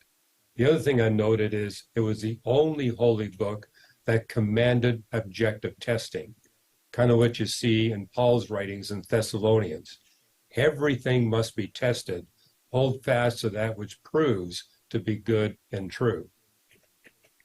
Well, and also in the Old Testament, the Torah, where God says, let's reason together. I love that he said, and Israel means let's wrestle with God. Like God says, you can talk to me. You can try to let's wrestle. You don't understand. And here's what I think maybe is missing sometimes from the atheist equation is a human being you talk about a presuppositional reference point. All we can reference is what we understand as humans. I mean, obviously we don't know everything. We're not omniscient and omnipotent. So we have a somewhat flawed, skewed reference point because it's limited, clearly, where there's much we don't know. And I think sometimes the materialists, they begin to worship, and this would be scientism, they begin to worship the craft of simply observing as though that is enough proof that if I observe it or I draw a conclusion about it, they almost act like they created it. And it's like you had nothing to do with the create. You're just looking at it. I've seen that in a number of debates I've had with atheist scientists. I say, you seem to be really enjoying your scientific research. And have you ever considered that you might be addicted to your scientific research? And I was as a young man. I mean, there's something really thrilling about making these scientific discoveries. And there's these endorphins that come over you when you make these discoveries and begin to understand how things come together. And yes, these atheist scientists I've run into, I said, you call yourself an atheist, but you're a default atheist. All you think about is your science. All that's motivating you is your scientific research, and it's very rewarding. I know from firsthand experience what you're going through, but I don't think you're obeying the principle of the Sabbath. And they said, what do you mean by that? And I said, well, God asks us to take time out of your regular work to focus on the most important issues of life. So I remember debating this atheist at the University of Washington saying, have you ever thought about death? And he said, no. I said, well, isn't it inevitable? And he said, well, I never really think about it. Have you ever thought about the meaning of life? What's your purpose? What's going to happen after you pass? What's the reason for living? And he just admitted, I never think about those issues. And I says, well, you're really not an atheist. You're a default atheist because you've never really thought about the philosophical implications of your atheism. Mm. And he said, yeah, you're right. I never think about those things. Yeah. And, he was 50 years of age. Right. And, you're not going to live forever. Maybe it's time to start thinking about the most important issues of life and actually begin to look at the evidence. I mean, you mentioned evidence earlier. I mean, you can watch a debate I did on YouTube. It's with the British chemist. Let's see, I'm trying to think of his name. I had to read several of his textbooks because he's a famous chemistry textbook writer. Not Penrose. Not Penrose. Oh, gee. He's a physicist, I guess. He's a physicist. Yeah. Yes. But this fellow is with the British Humanist Association. And oh my, I don't know why I can't think of his name offhand, but it's gotten 500,000 views on YouTube. And what's happening is during the debate, he keeps saying you have to base your beliefs on evidence. And he kept interrupting me, but I was throwing in evidence every chance I could get. Yes. And the moderator said, well, how about you? How about some evidence from you? And over the course of the debate, he never really produced any evidence for his atheistic worldview.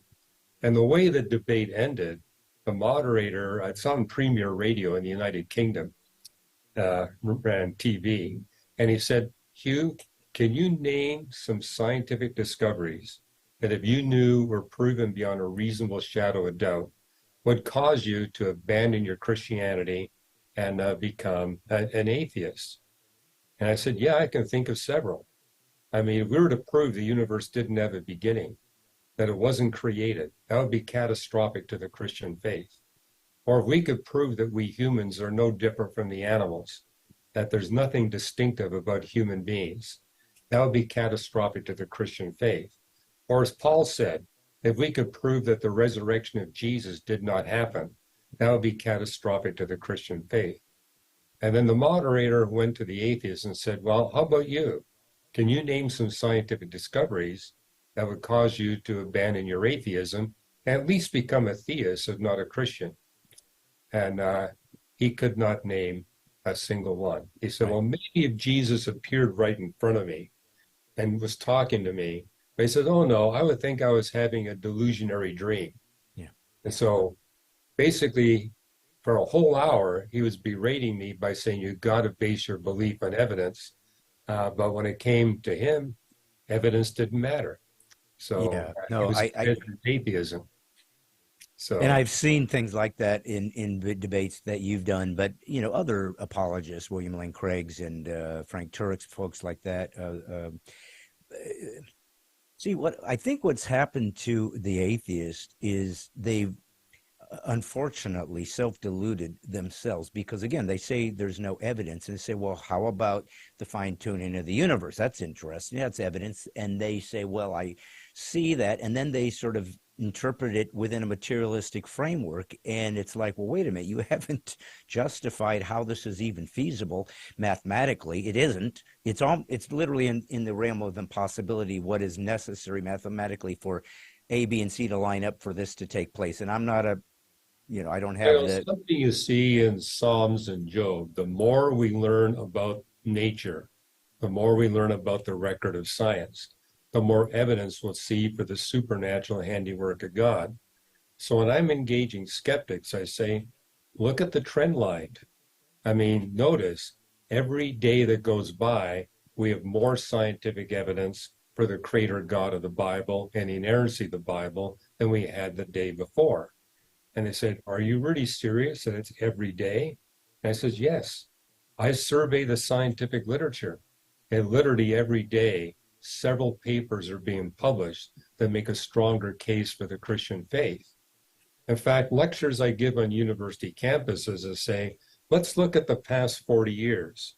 The evidence for God designing the universe so that billions of humans can live on a planet, it increases by about a factor of 1,000 times per month. So if you're not convinced today, wait 1 month.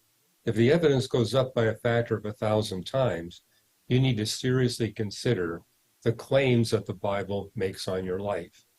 And the fact that this has been going on consistently now for 50 years, where the evidence is accumulating at that rate, yes, we don't know everything, but look where the trend line is taking us. But And this is within academic literature, because, so are you saying that this is simply strictly scientific observations? So we're not talking about Christians who are trying to prove I'm anything. talking about the scientific peer-reviewed literature. Right. And the wonderful thing is it can be accessed by anyone. NASA maintains a website. It's on adswww.harvard.edu, where they have a complete archive of all the physical science research papers published. And they got an amazing search engine, and you can go through it. So I visit that website. I also visit PubMed, which looks at the life sciences. And yes, if I had the time, I could write a dozen articles a day about how the emerging science is making a stronger case for the Christian faith.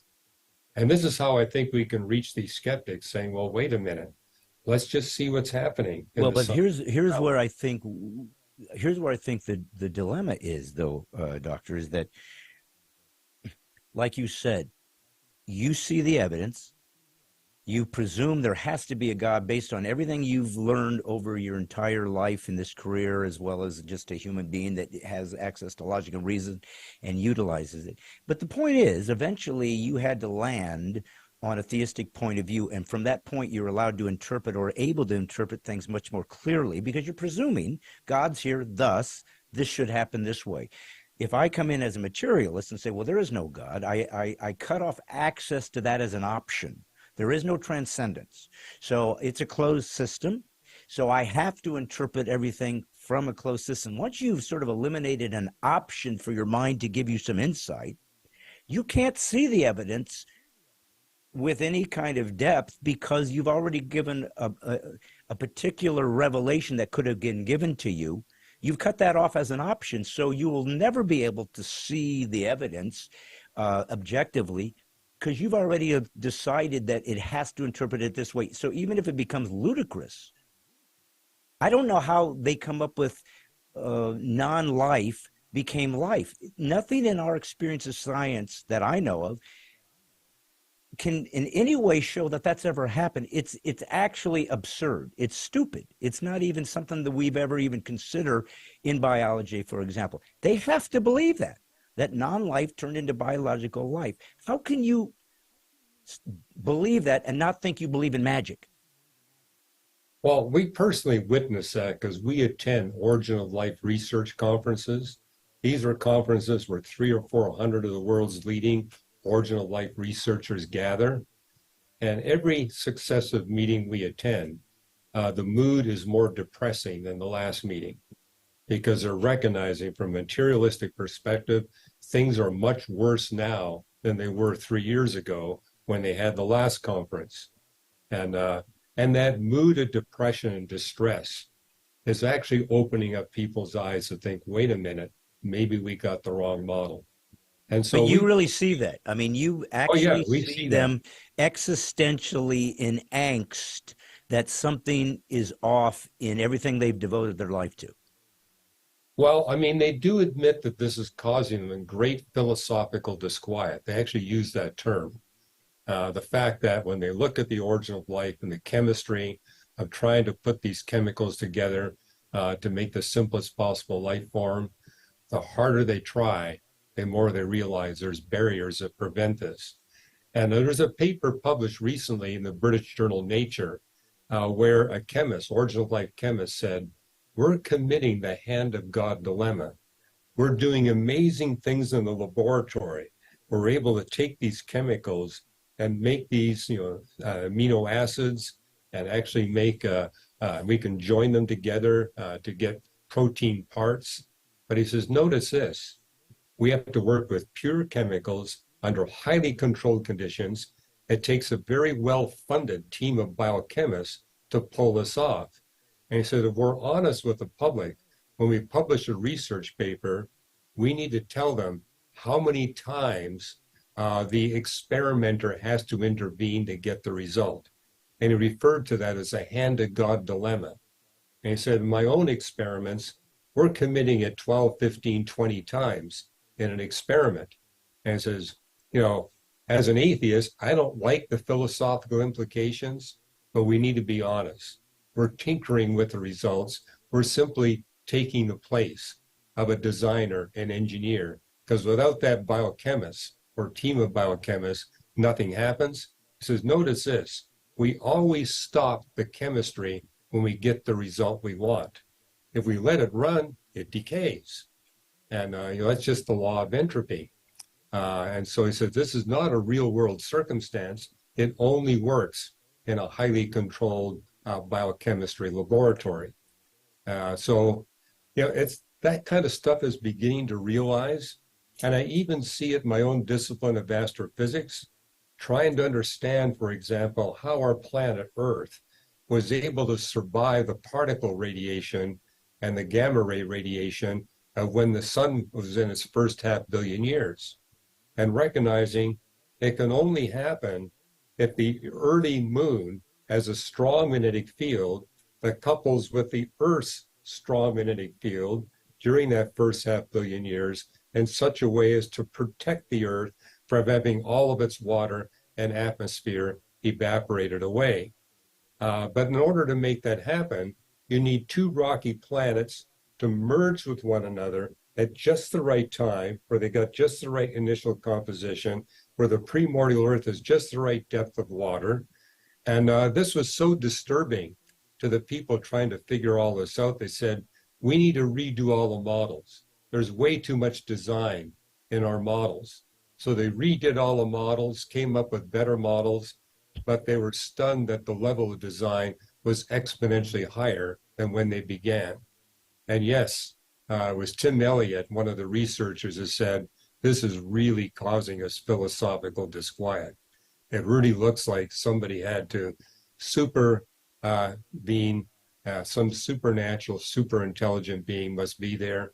And I love the way this coupled magnetosphere study ended. They said, this is a habitability requirement. Modest statement. The only way you're going to get life on a planet is if you have two rocky planets of just the right size, just the right distance from their host star, merging at just the right time with just the right initial compositions. Otherwise, there's no possibility for life on the planet thereafter. The level of fine-tuning is just mind-boggling. It's something I wrote about in my book, Designed to the Core. Well, but they're just talking about what would be necessary for life to exist. They're not referencing how it suddenly popped into existence, right? I mean, that's a whole nother dilemma. That's just to get a microbe. To get one microbe on planet Earth, you have to have all this fine-tuning of the Earth-Moon system. And we're not talking human beings. We're just talking one microbe. But a microbe is a living entity? It's a living entity, and yes, for 100 years, Origin of Life researchers have been trying to find a materialistic pathway for the simplest conceivable life form to come together. The more they research it, the more intractable their quest becomes. And this is what we try to do at Reasons to Believe. Say, you know what? Atheists talk about the God of the gaps, but there's also the no God of the gaps.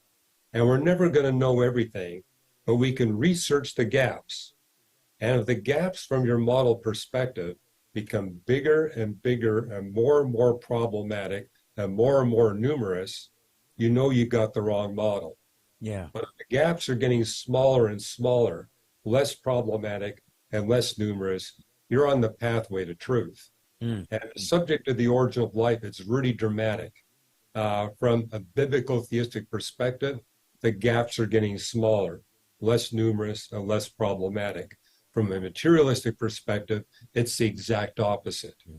And we do at Reasons to Believe to show that's the case in every scientific discipline. It's not just the origin of life. It's not just the origin of the universe or the design of the universe. It's ubiquitous across the natural sciences. One reason why I don't think my peers often see this is they're hyper-specialized. They know one sub-discipline very, very well, but they don't know much about the rest of the scientific spectrum.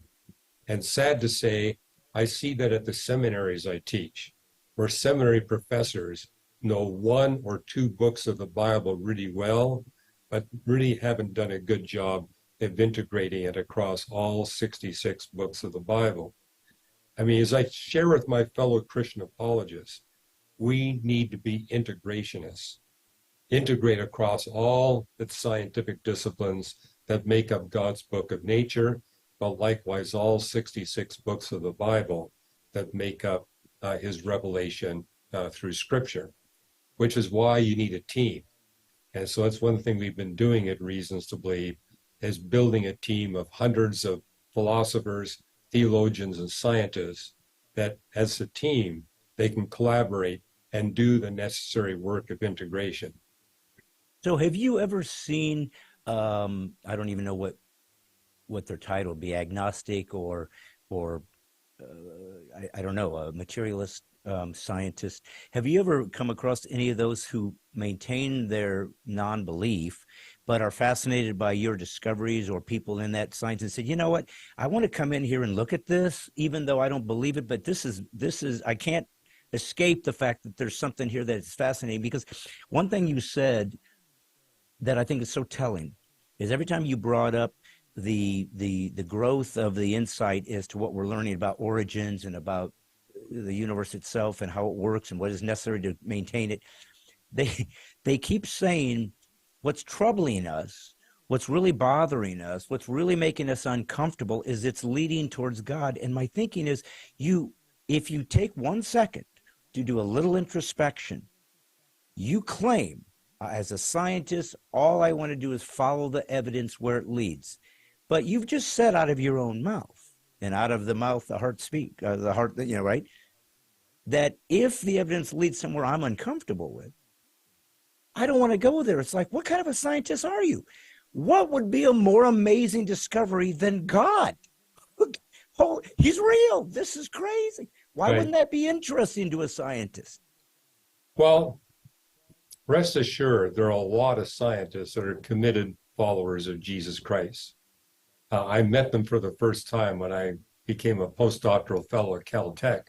I was stunned by how many Christians there were in the Caltech Astronomy Research Group.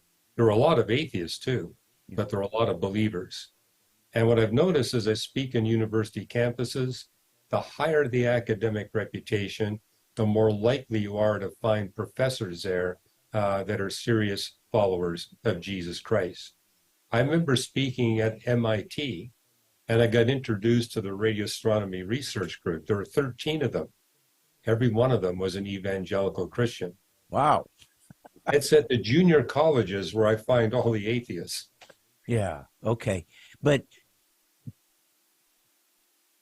maybe you can't comment on this because we can't presume a man's heart outside of, as a believer, assuming that we are all, corrupt and sinful, and we don't want to bow the knee to God. Maybe would be the simple spiritual answer. But from a scientific standpoint, what is the problem with seeing that perhaps there's a design here? Why isn't that interesting to a scientist? I don't understand. Is that strictly their sin nature that just doesn't want to go find God because now I have to obey him and I'm obligated to give him my obedience? That's definitely part of it, because what I'm seeing amongst my peers in astronomy and physics, the evidence scientifically is now so compelling that they do concede there has to be some creative agency beyond space and time that created everything.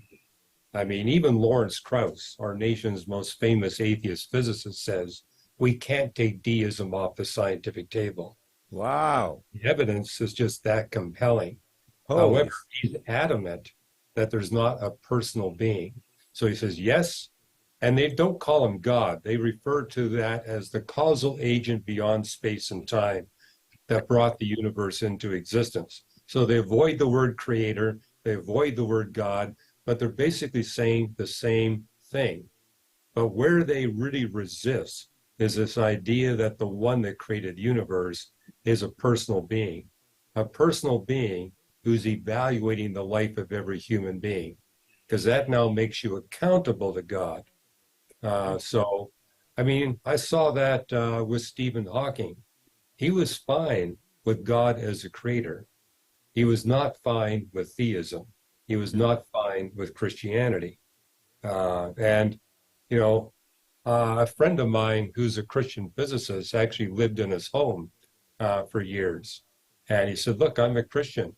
I begin my day with Bible study and prayer. Are you okay with that? And Hawking's response is on one condition, that my wife and I get to join you. And so he was actually willing. But one of the things that, Don Page and his wife Jane said is, with Stephen, he's fine talking about God. But as soon as you talk about God being personal, a God who is evaluating your life, you get the famous Hawking smirk, which basically says, I'm not paying attention to anything you're saying anymore. So I don't know where Stephen ended at the end of his life, but that's kind of what I see with a lot of atheist physicists, is they're okay with a deistic God, but not a theistic God.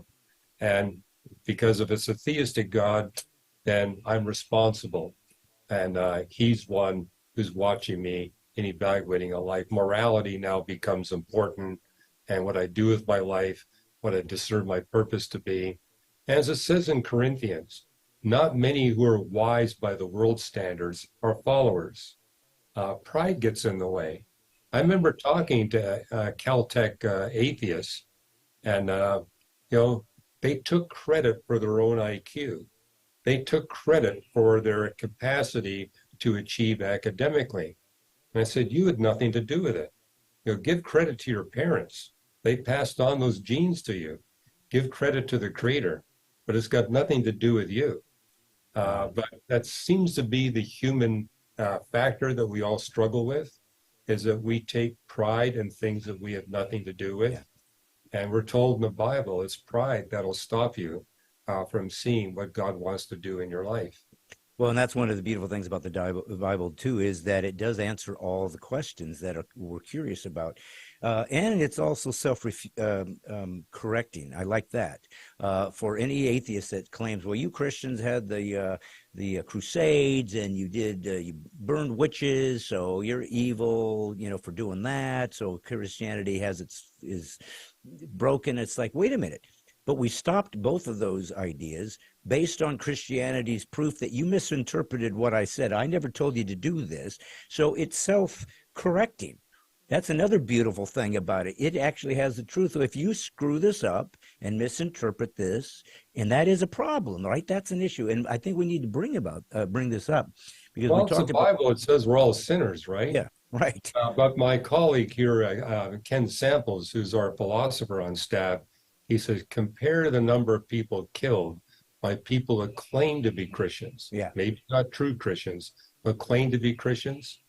He says the Inquisition, at most 2,000. Yeah. Yeah.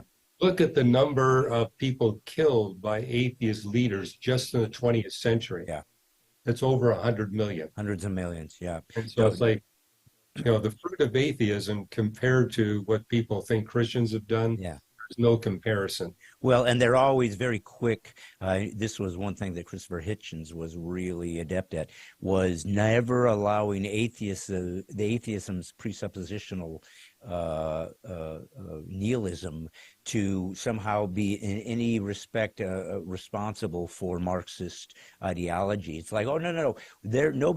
Yes, these guys, you can't deny it. Lenin and Mao and Pol Pot, and they all murdered and butchered and raped and pillaged, and nobody, and I mean no religion, has killed more people in 100 years than every philosophy and religious belief system combined prior to that. Then Marxism and communism and atheism, nothing. It's just pure truth. But he would say, yes, but they didn't do it in the name of atheism. Atheism had nothing to do with it. Of course they want to distance themselves, because what are they going to do? This is the most evil thing that's ever happened in human history, and they don't want it to have any kind of comporting to that, because they don't want to deal with the fact that your worldview has consequences, and they're not pretty. When you look at what you see in Mao Zedong, what you see in Soviet Russia, they were forcing people to listen to lectures on atheism. Yeah. When I was in the Soviet Union in the 80s and the 90s, scientists there every Friday had to attend a 2-hour lecture in scientific atheism. And I remember talking to the scientists saying, this proves that there must be a God. The fact that we're forced to go to a 2-hour lecture every Friday, so they wouldn't do that if they really were convinced there was no God. And so you've got that, and you don't see that in Christianity, where we force people to go to church. Right. I just got back from India, and what I noticed there is the provinces that are Christian, there's only 3 small states that are Christian, freedom of religion. All the other states, they mandate it's got to be Hinduism or it's got to be Islam. They don't give you freedom of choice. Now, people see through that and realize, wait a minute, the only ones that offer freedom are those that are convinced they really have the truth. Yeah. Amen. I mean, well, I want to talk for a moment about Christianity and scientists within that realm who also find themselves in conflict sometimes on the data and the information. And we need to discuss that to be fair and balanced. But I want to just quickly, if I can, and maybe this won't work quickly, but there was something you said way in the beginning of our conversation that I just wanted to make sure I understood. You talked about God being beneath the clouds in his observation of the world, the earth, and its components, as opposed to above that. I don't know that I quite understood what you were saying. Are you talking about him coming out of a transcendent state to make commentary? What's interesting is you go through the Bible when it's dealing with scientific matters. It begins by stating, okay, this is the point of view from which you're to interpret what I'm saying. So I'm not saying that God, basically went from heaven and sat on the face of the earth, but it's saying, in terms of this text, Genesis 1, you need to interpret it from the point of view of an observer on the surface of the waters. Because one of the things that atheists love to ridicule about the Bible is saying, the sun doesn't show up until creation day 4. Yeah. Okay. Well, it begins with, in the beginning, God created the heavens and the earth. That phrase, the heavens and the earth, in the original Hebrew, means the entirety of matter, energy, space, and time. So when God created the universe, there was energy, there was light, but it was dark on the surface of the waters of planet Earth. Now, what I found in other holy books, maybe 1 text on creation, maybe 2, the Quran's got 3, the Bible's got over 24. And so I also made that a point. I'm not going to draw an interpretation until I look at everything the Bible's got to say in this subject. Well, it turns out that Job 37, 38, and 39 gives us a lot more scientific details than we get in Genesis 1. And in particular, it tells us the reason why it was dark on the surface of the waters of the primordial earth. It says God had blanketed the seas with clouds that kept the sea dark. That's Job 38, verses 8 and 9. And so the sun was there, the stars were there, the moon was there. It was dark on the surface of the primordial earth because the clouds were opaque to light.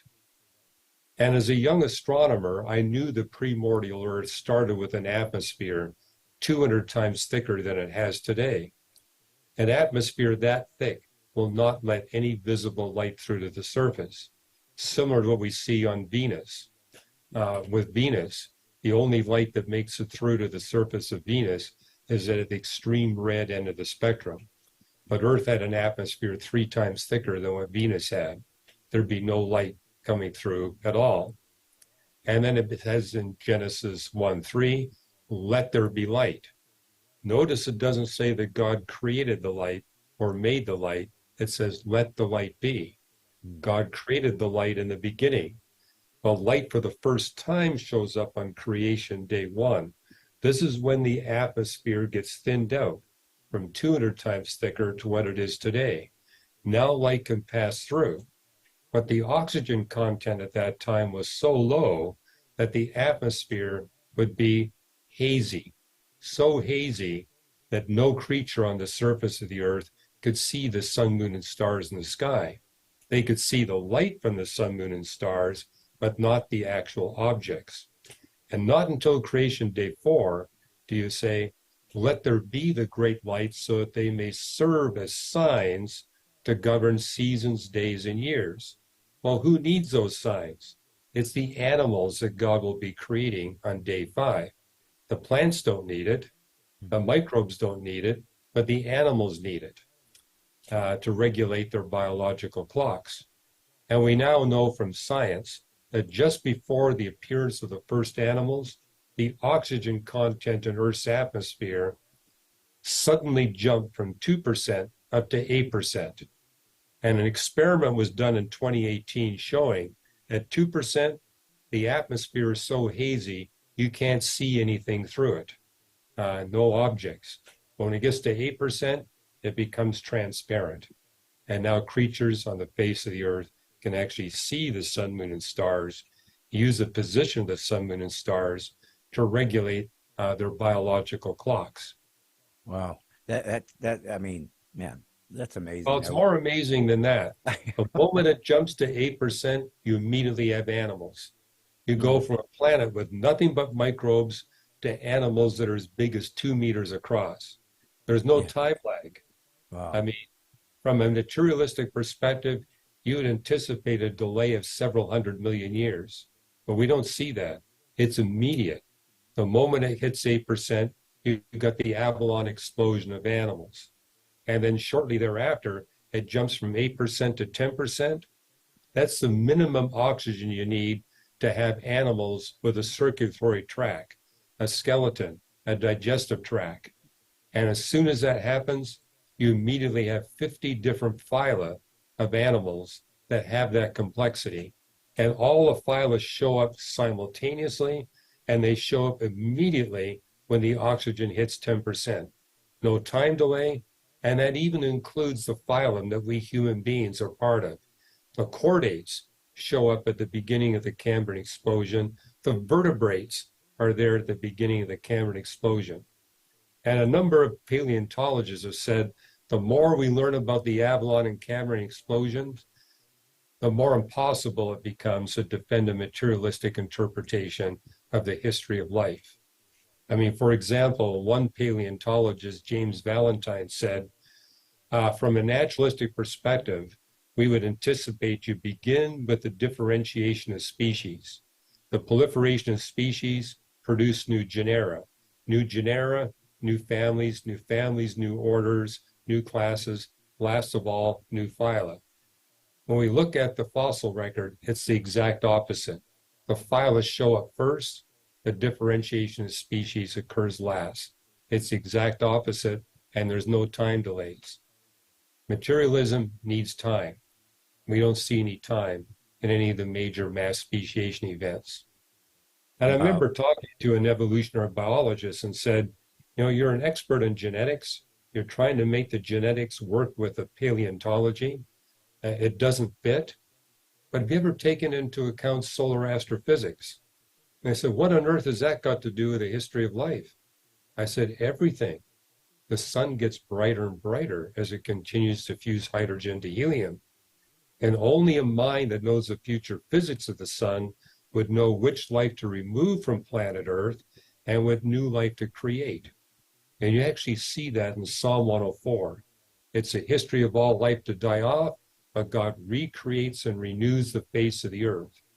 If you want to have the abundance of biodeposits in the crust of the earth, you need a creator that throughout that entire history is removing life that's inefficient at pulling greenhouse gases out of the atmosphere and replacing with new life that's precisely enough more efficient to perfectly compensate for the brightening of the sun.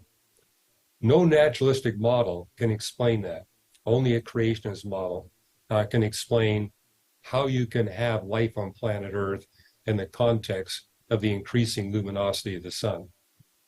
I mean, I would just wish I could talk to you for like hours because this is just so amazing and fascinating and so beautiful. I mean, so are you saying, I don't want to get off on this one because I knew I need to do a series with you because you're too good at this, and you have so much wonderful information. But each one of these components of information really is its own insight and lecture because it's so complex.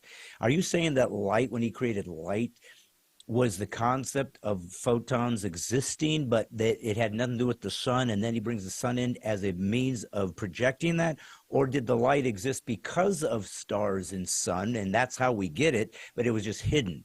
Or did the idea of light exist pre-sun and nuclear explosions that cause what we view as light to happen? Does that make sense?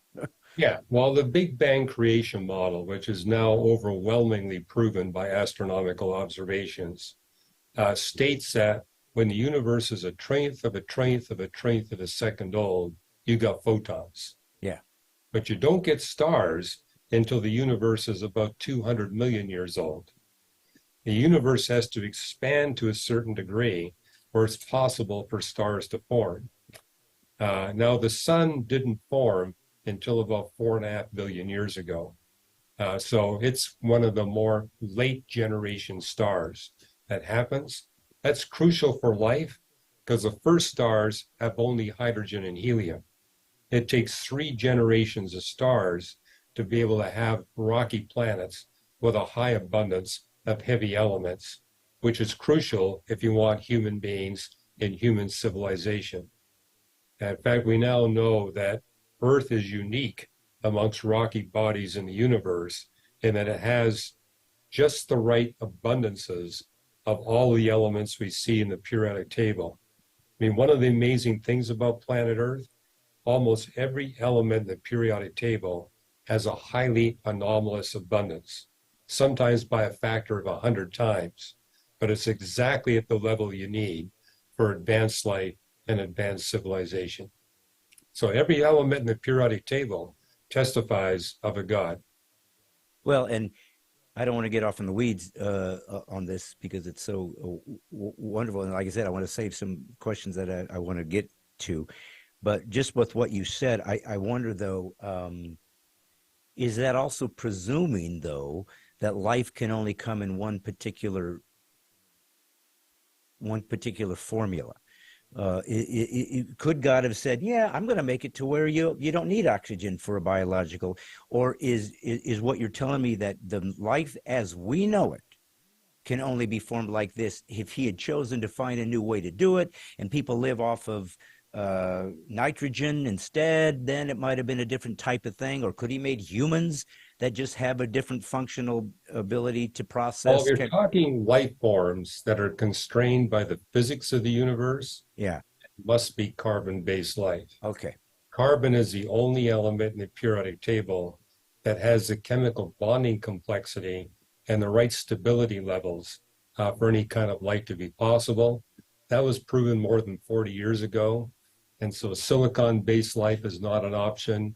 Boron-based life is not an option. Unless things were different in the universe, though. I mean, that's what I'm curious about. Well, that's why I said life forms constrained by the physics of the universe, because God did make another species of intelligent life, angels.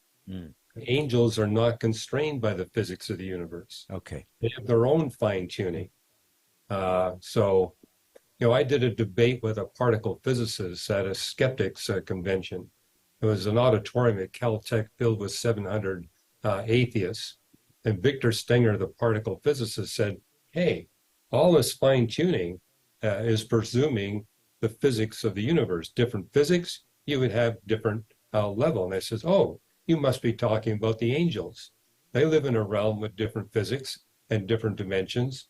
But guess what? Their realm is fine-tuned, just like our realm is fine-tuned. It's different fine-tuning. Yeah. And so, but if we're talking about life that's constrained by the physics of the universe, there's no escaping the evidence for fine-tuning. And that became abundantly clear in that debate at Caltech.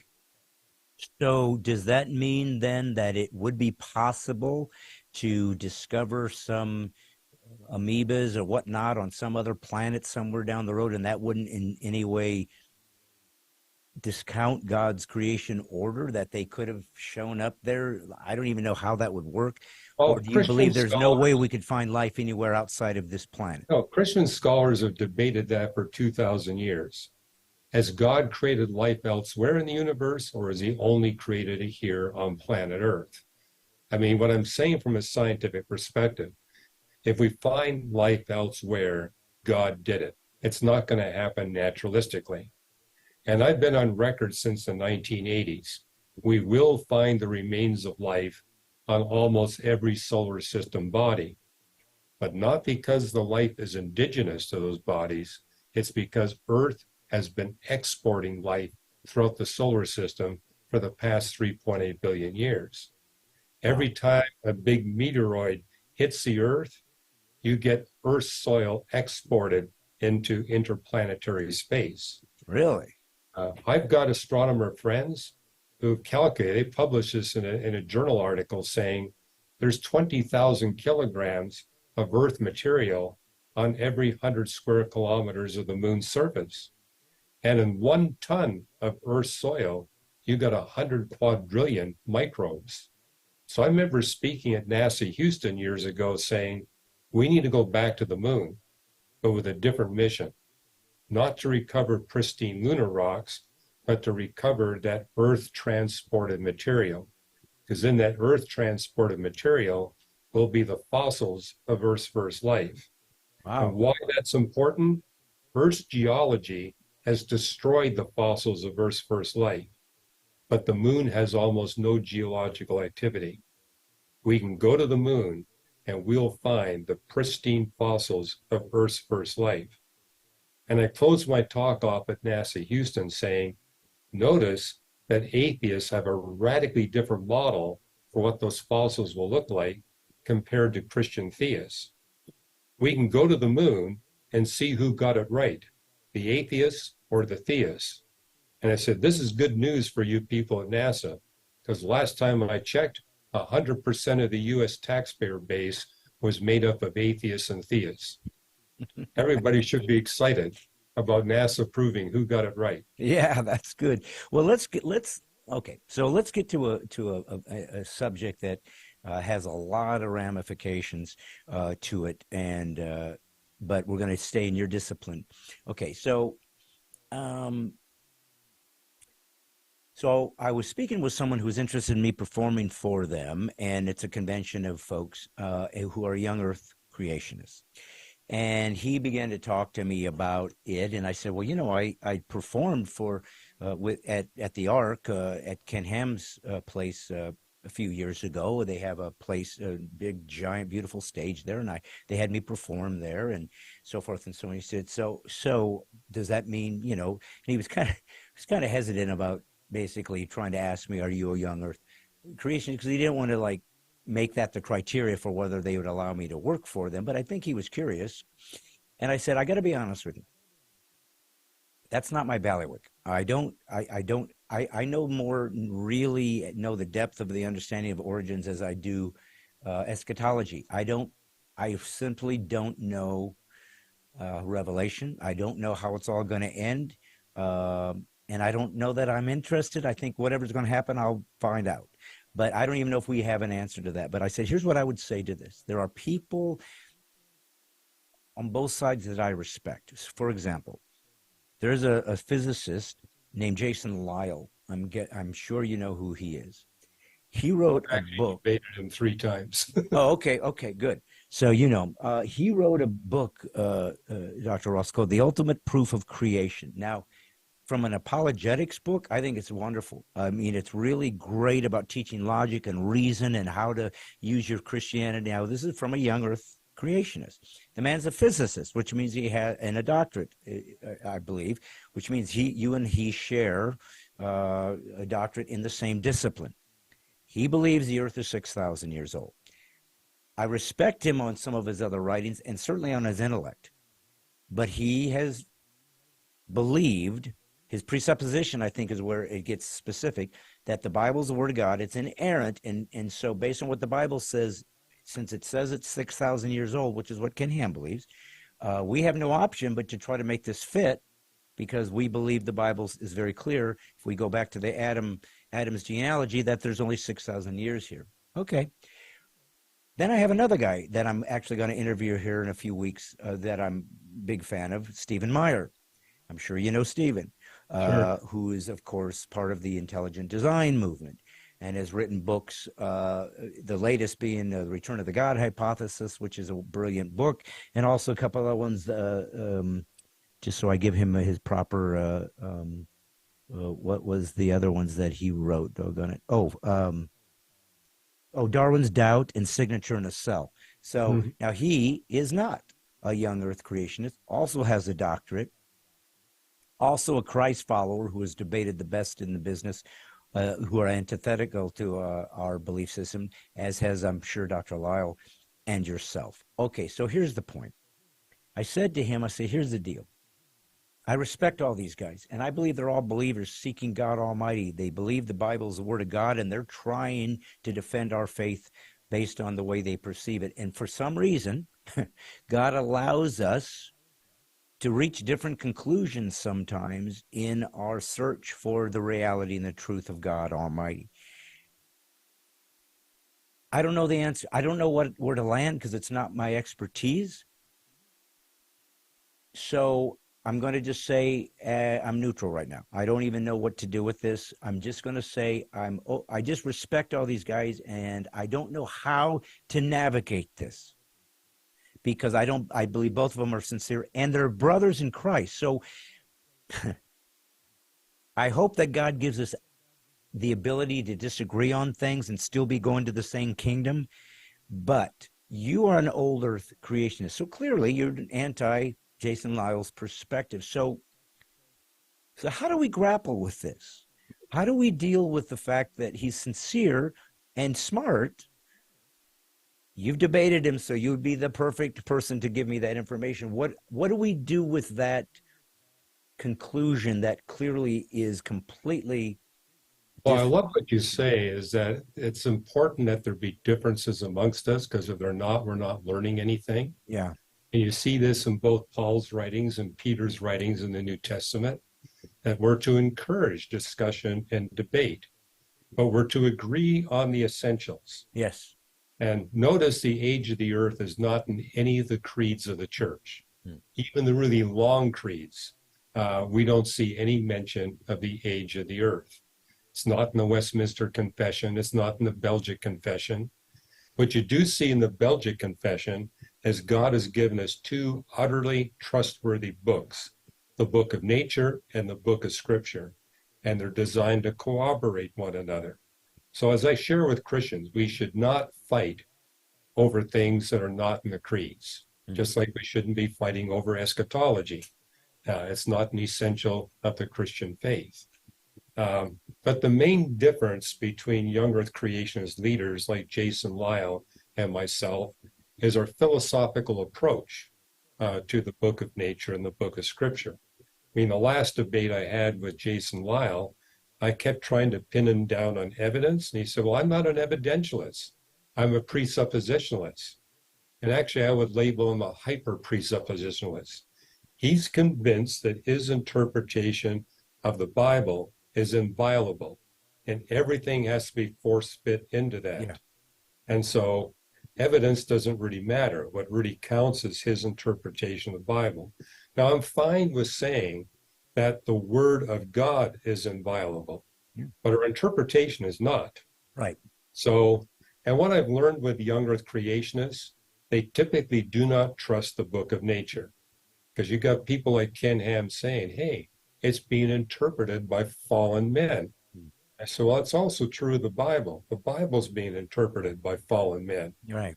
And that's why God gave us two books. So when we see inconsistencies, we know our interpretation is at fault, not one book or the other. But I've learned from experience, when I engage young earth creationists, engage them with what they trust. Engage them with the Bible.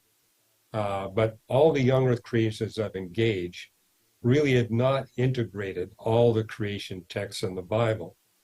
And they also think that what I notice about young earth creationists is that almost all of them believe in biblical inerrancy. Yeah. So how I've been approaching them lately is saying, are you aware that you cannot defend biblical inerrancy from a young earth perspective? You can only do it from an old earth perspective. And because they got a higher respect for biblical inerrancy than they do the age of the earth, they're easily persuaded, providing they listen to the whole account. I'll just give you a quick example. Multiple times in the Bible, it tells us the laws of physics have not changed, and God will not change them until the full number of humans that he intends to redeem have been redeemed. And I wrote a book on this, Why the Universe is the Way It Is, making the point.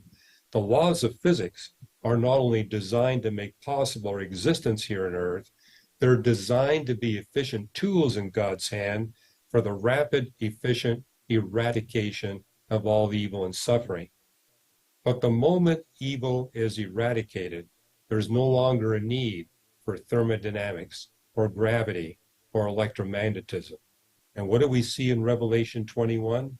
The new creation, there's no gravity, there's no decay, there's no thermodynamics, there's no electromagnetism. It's a completely different kind of light where there's no darkness, and it's different space-time dimensions. Why? There's no longer a need for that physics because evil can no longer exist. And so God puts us in a realm where our love relationships will be exponentially enhanced. Right now, our capacity for love is constrained by the fact that we're limited to a single dimension of time. We're limited by gravity. We're limited by thermodynamics. And as Jesus has said, in this world, you'll have tribulation.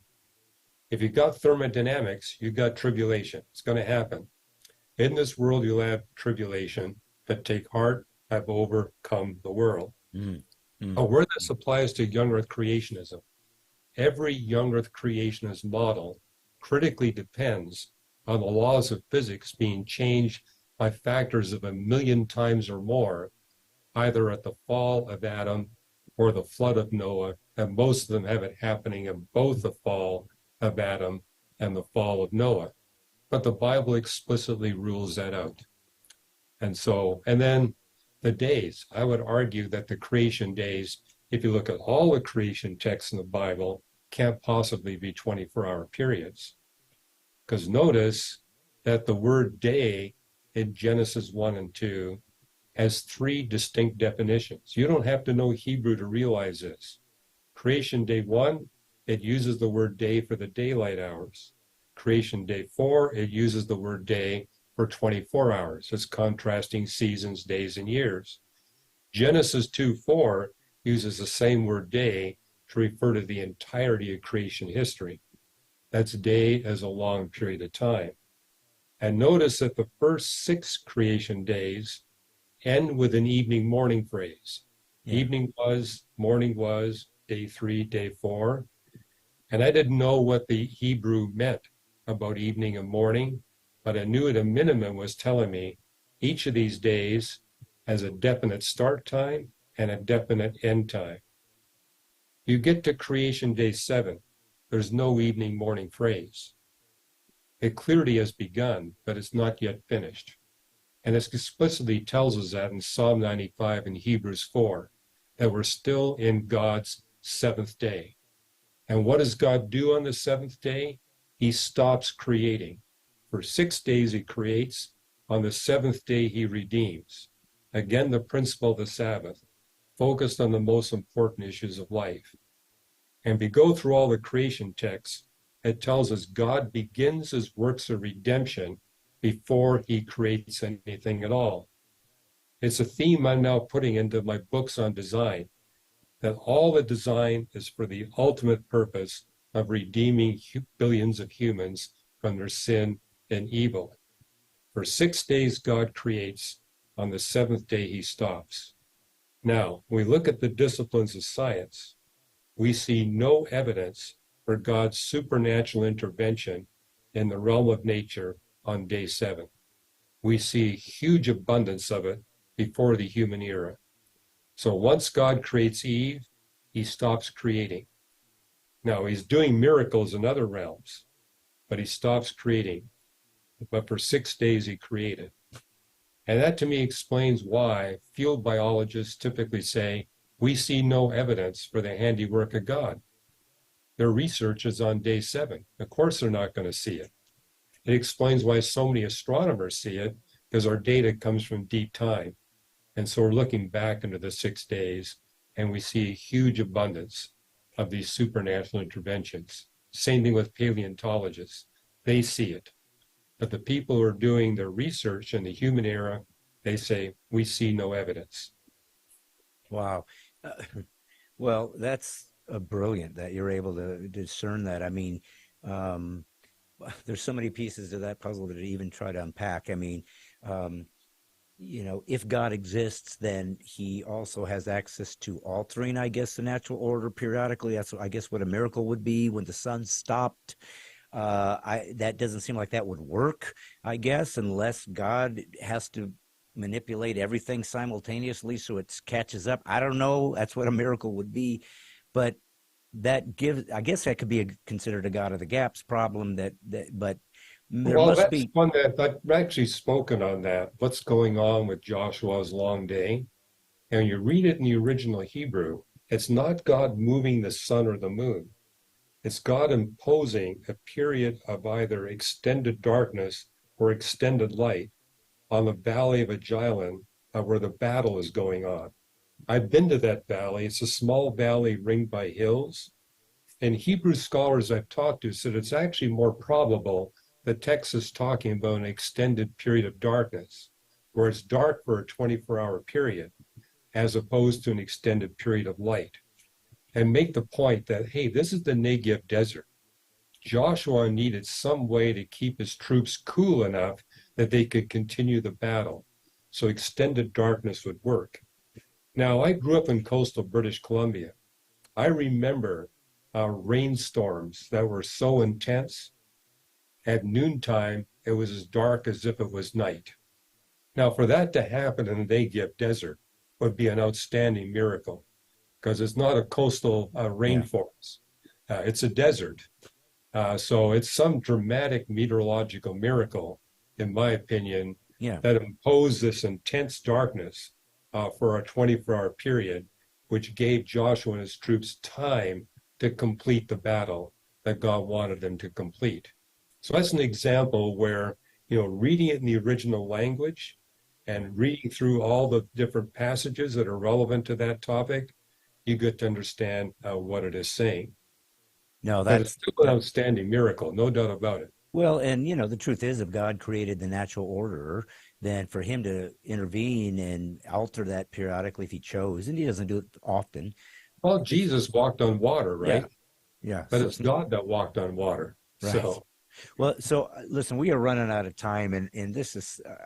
I hope you allow yourself to come on with me again sometime, because this is so fascinating. I just love talking to you. while you're a great interviewer, I'd be more than happy to come back. Oh my goodness, I definitely. I know a good interviewer from a bad interviewer, believe me. And Oh, you're on the good side, so thank you. oh well, it's been my pleasure. Well, then I'm going to take advantage of that compliment and ask you two more questions, if you don't mind, because I do want to be, Sure. honorable to the time you allotted. But you're going to have to come back. That's God has already told me. Wait, let me ask. Okay, he said you got to come back. I'm just telling you what God told me. So this is going to seem a little off the beaten trail, and we might go a couple minutes over your hour and a half, but this is important. Okay, so here, and I'm going to try to do it quickly. All right. So there's people I know that are wonderful Christ followers, and they have found the rabbit trail. And that rabbit trail is leading to things like the flat earth. It is leading to things like we never landed on the moon, and things along that line. Now, obviously, that's way, we do not have the time to go into those places. I'm sure you can rebuff that pretty simply, I guess. But I wanted to do one specifically that they had asked me. They were talking about the Georgia Guidestones, which no longer exist. Somebody blew them up. But they'd said that the way they were designed was there was a hole where you could see Polaris. And you could watch Polaris, and it never moved. And one of the proofs that the Earth was flat was that Polaris never moves. If we're spinning at X amount of hundreds of thousands of miles an hour and spinning, and I don't understand the idiosyncrasies of the stuff you do, it's impossible for why is this star not moving? We'll have to go and get into the depth of the stuff down the road, but can you somehow quickly summarize, does that make sense why this star seems to not move if we're spinning around? Well, it doesn't move much in the course of a year, but in the course of 26,000 years, it moves a lot. Hmm. And so, and even in my lifetime, we can measure the movement of Polaris. Okay. So it's moved about a half degree in the sky. So And such a small degree that it would appear that it hasn't changed position. If yeah, you had because a, it literally takes 26,000 years to make a circuit that we could see from Earth.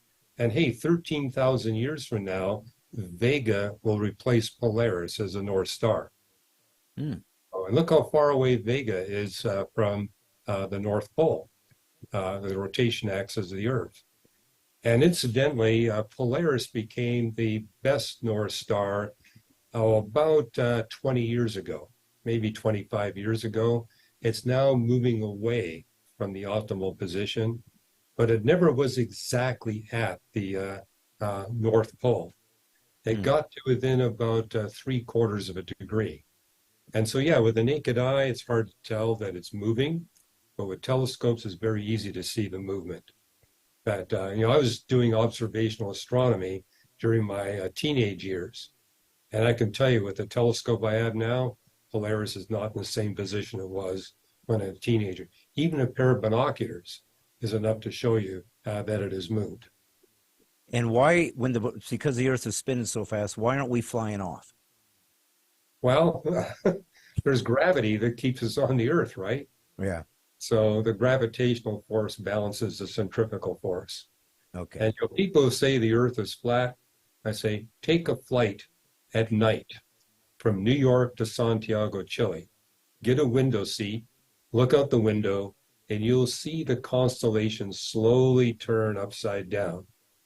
That can only happen if the Earth is spherical. It will Wow. not happen if the Earth is flat. Okay.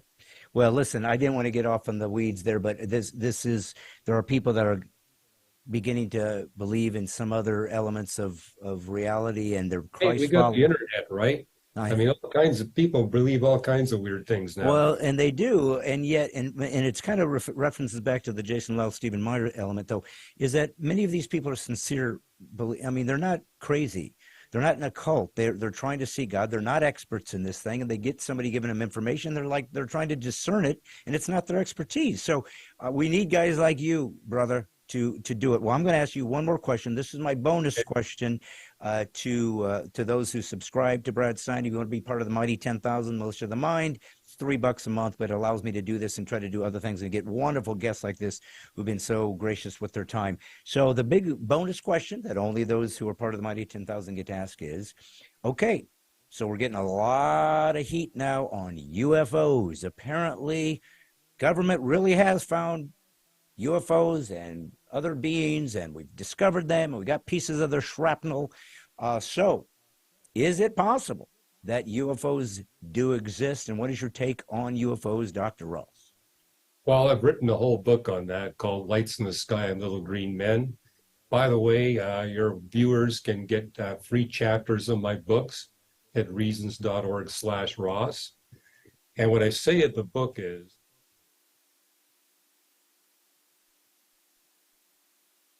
Well, Dr. Ross, I mean, it went so fast. I'm so grateful that you're willing to come with me again down the road here. I'm sure you're very busy, but I just want to say thank you for being such an honorable man, a man who has represented our faith with such integrity, but with such depth of insight and wisdom. I mean, we need more of that. We're in a season in the West that is unprecedented. I think the walking away from reality, from truth, from logic, from reason, from the Judeo-Christian ethics and morals and absolute standards of access to the world and what it is actually here for, we're abandoning, and it's causing us incredible destruction. And God will have to judge us for that. He will do that. But as long as there's men like you who are so much smarter than guys like me to help defend us. It's just so I'm grateful because not everybody can do it. You either have that gift or you don't. And I can do comedy, but I can't do what you do. But I certainly can learn from you and grow from you. Once again, please give me the name of your website so that all of my people can go get your literature and see your debates and so forth. Again, Yeah, it's reasons.org. reasons.org. Perfect. Well, Okay. thank you so much, folks. This has been Dr. Hugh Ross. I told you, I promised you that your mind would be boggled. Now you're going to have to go take a nap and try to get through this and process everything that he said. But this is what it means to be part of the militia of the mind. We're going to outthink these people. We're going to outpray these people. We're going to outfight these people. And in the end, however it pans out, if you're a Christ follower, you're just walking. You're just a bridge to eternity. We're just walking through. We're just moving into another phase of our reality, of our eternal existence that happened the moment you were conceived. You became an eternal being. And so all I'm trying to do is bring you to the light. I do it with comedy and also with insight of people smarter than me. Remember, if they tell you you're politically incorrect, always thank them for the compliment because PC free is liberty. And we must always be the truth tellers. That is what Christianity is based on. Absolute, complete, and utter truth. And that is who Christ is. And me, I'm just God's comic Brad Stine doing what I always do, putting the woke back to sleep. See you next Monday. And thank you again, Dr. Ross. You're welcome.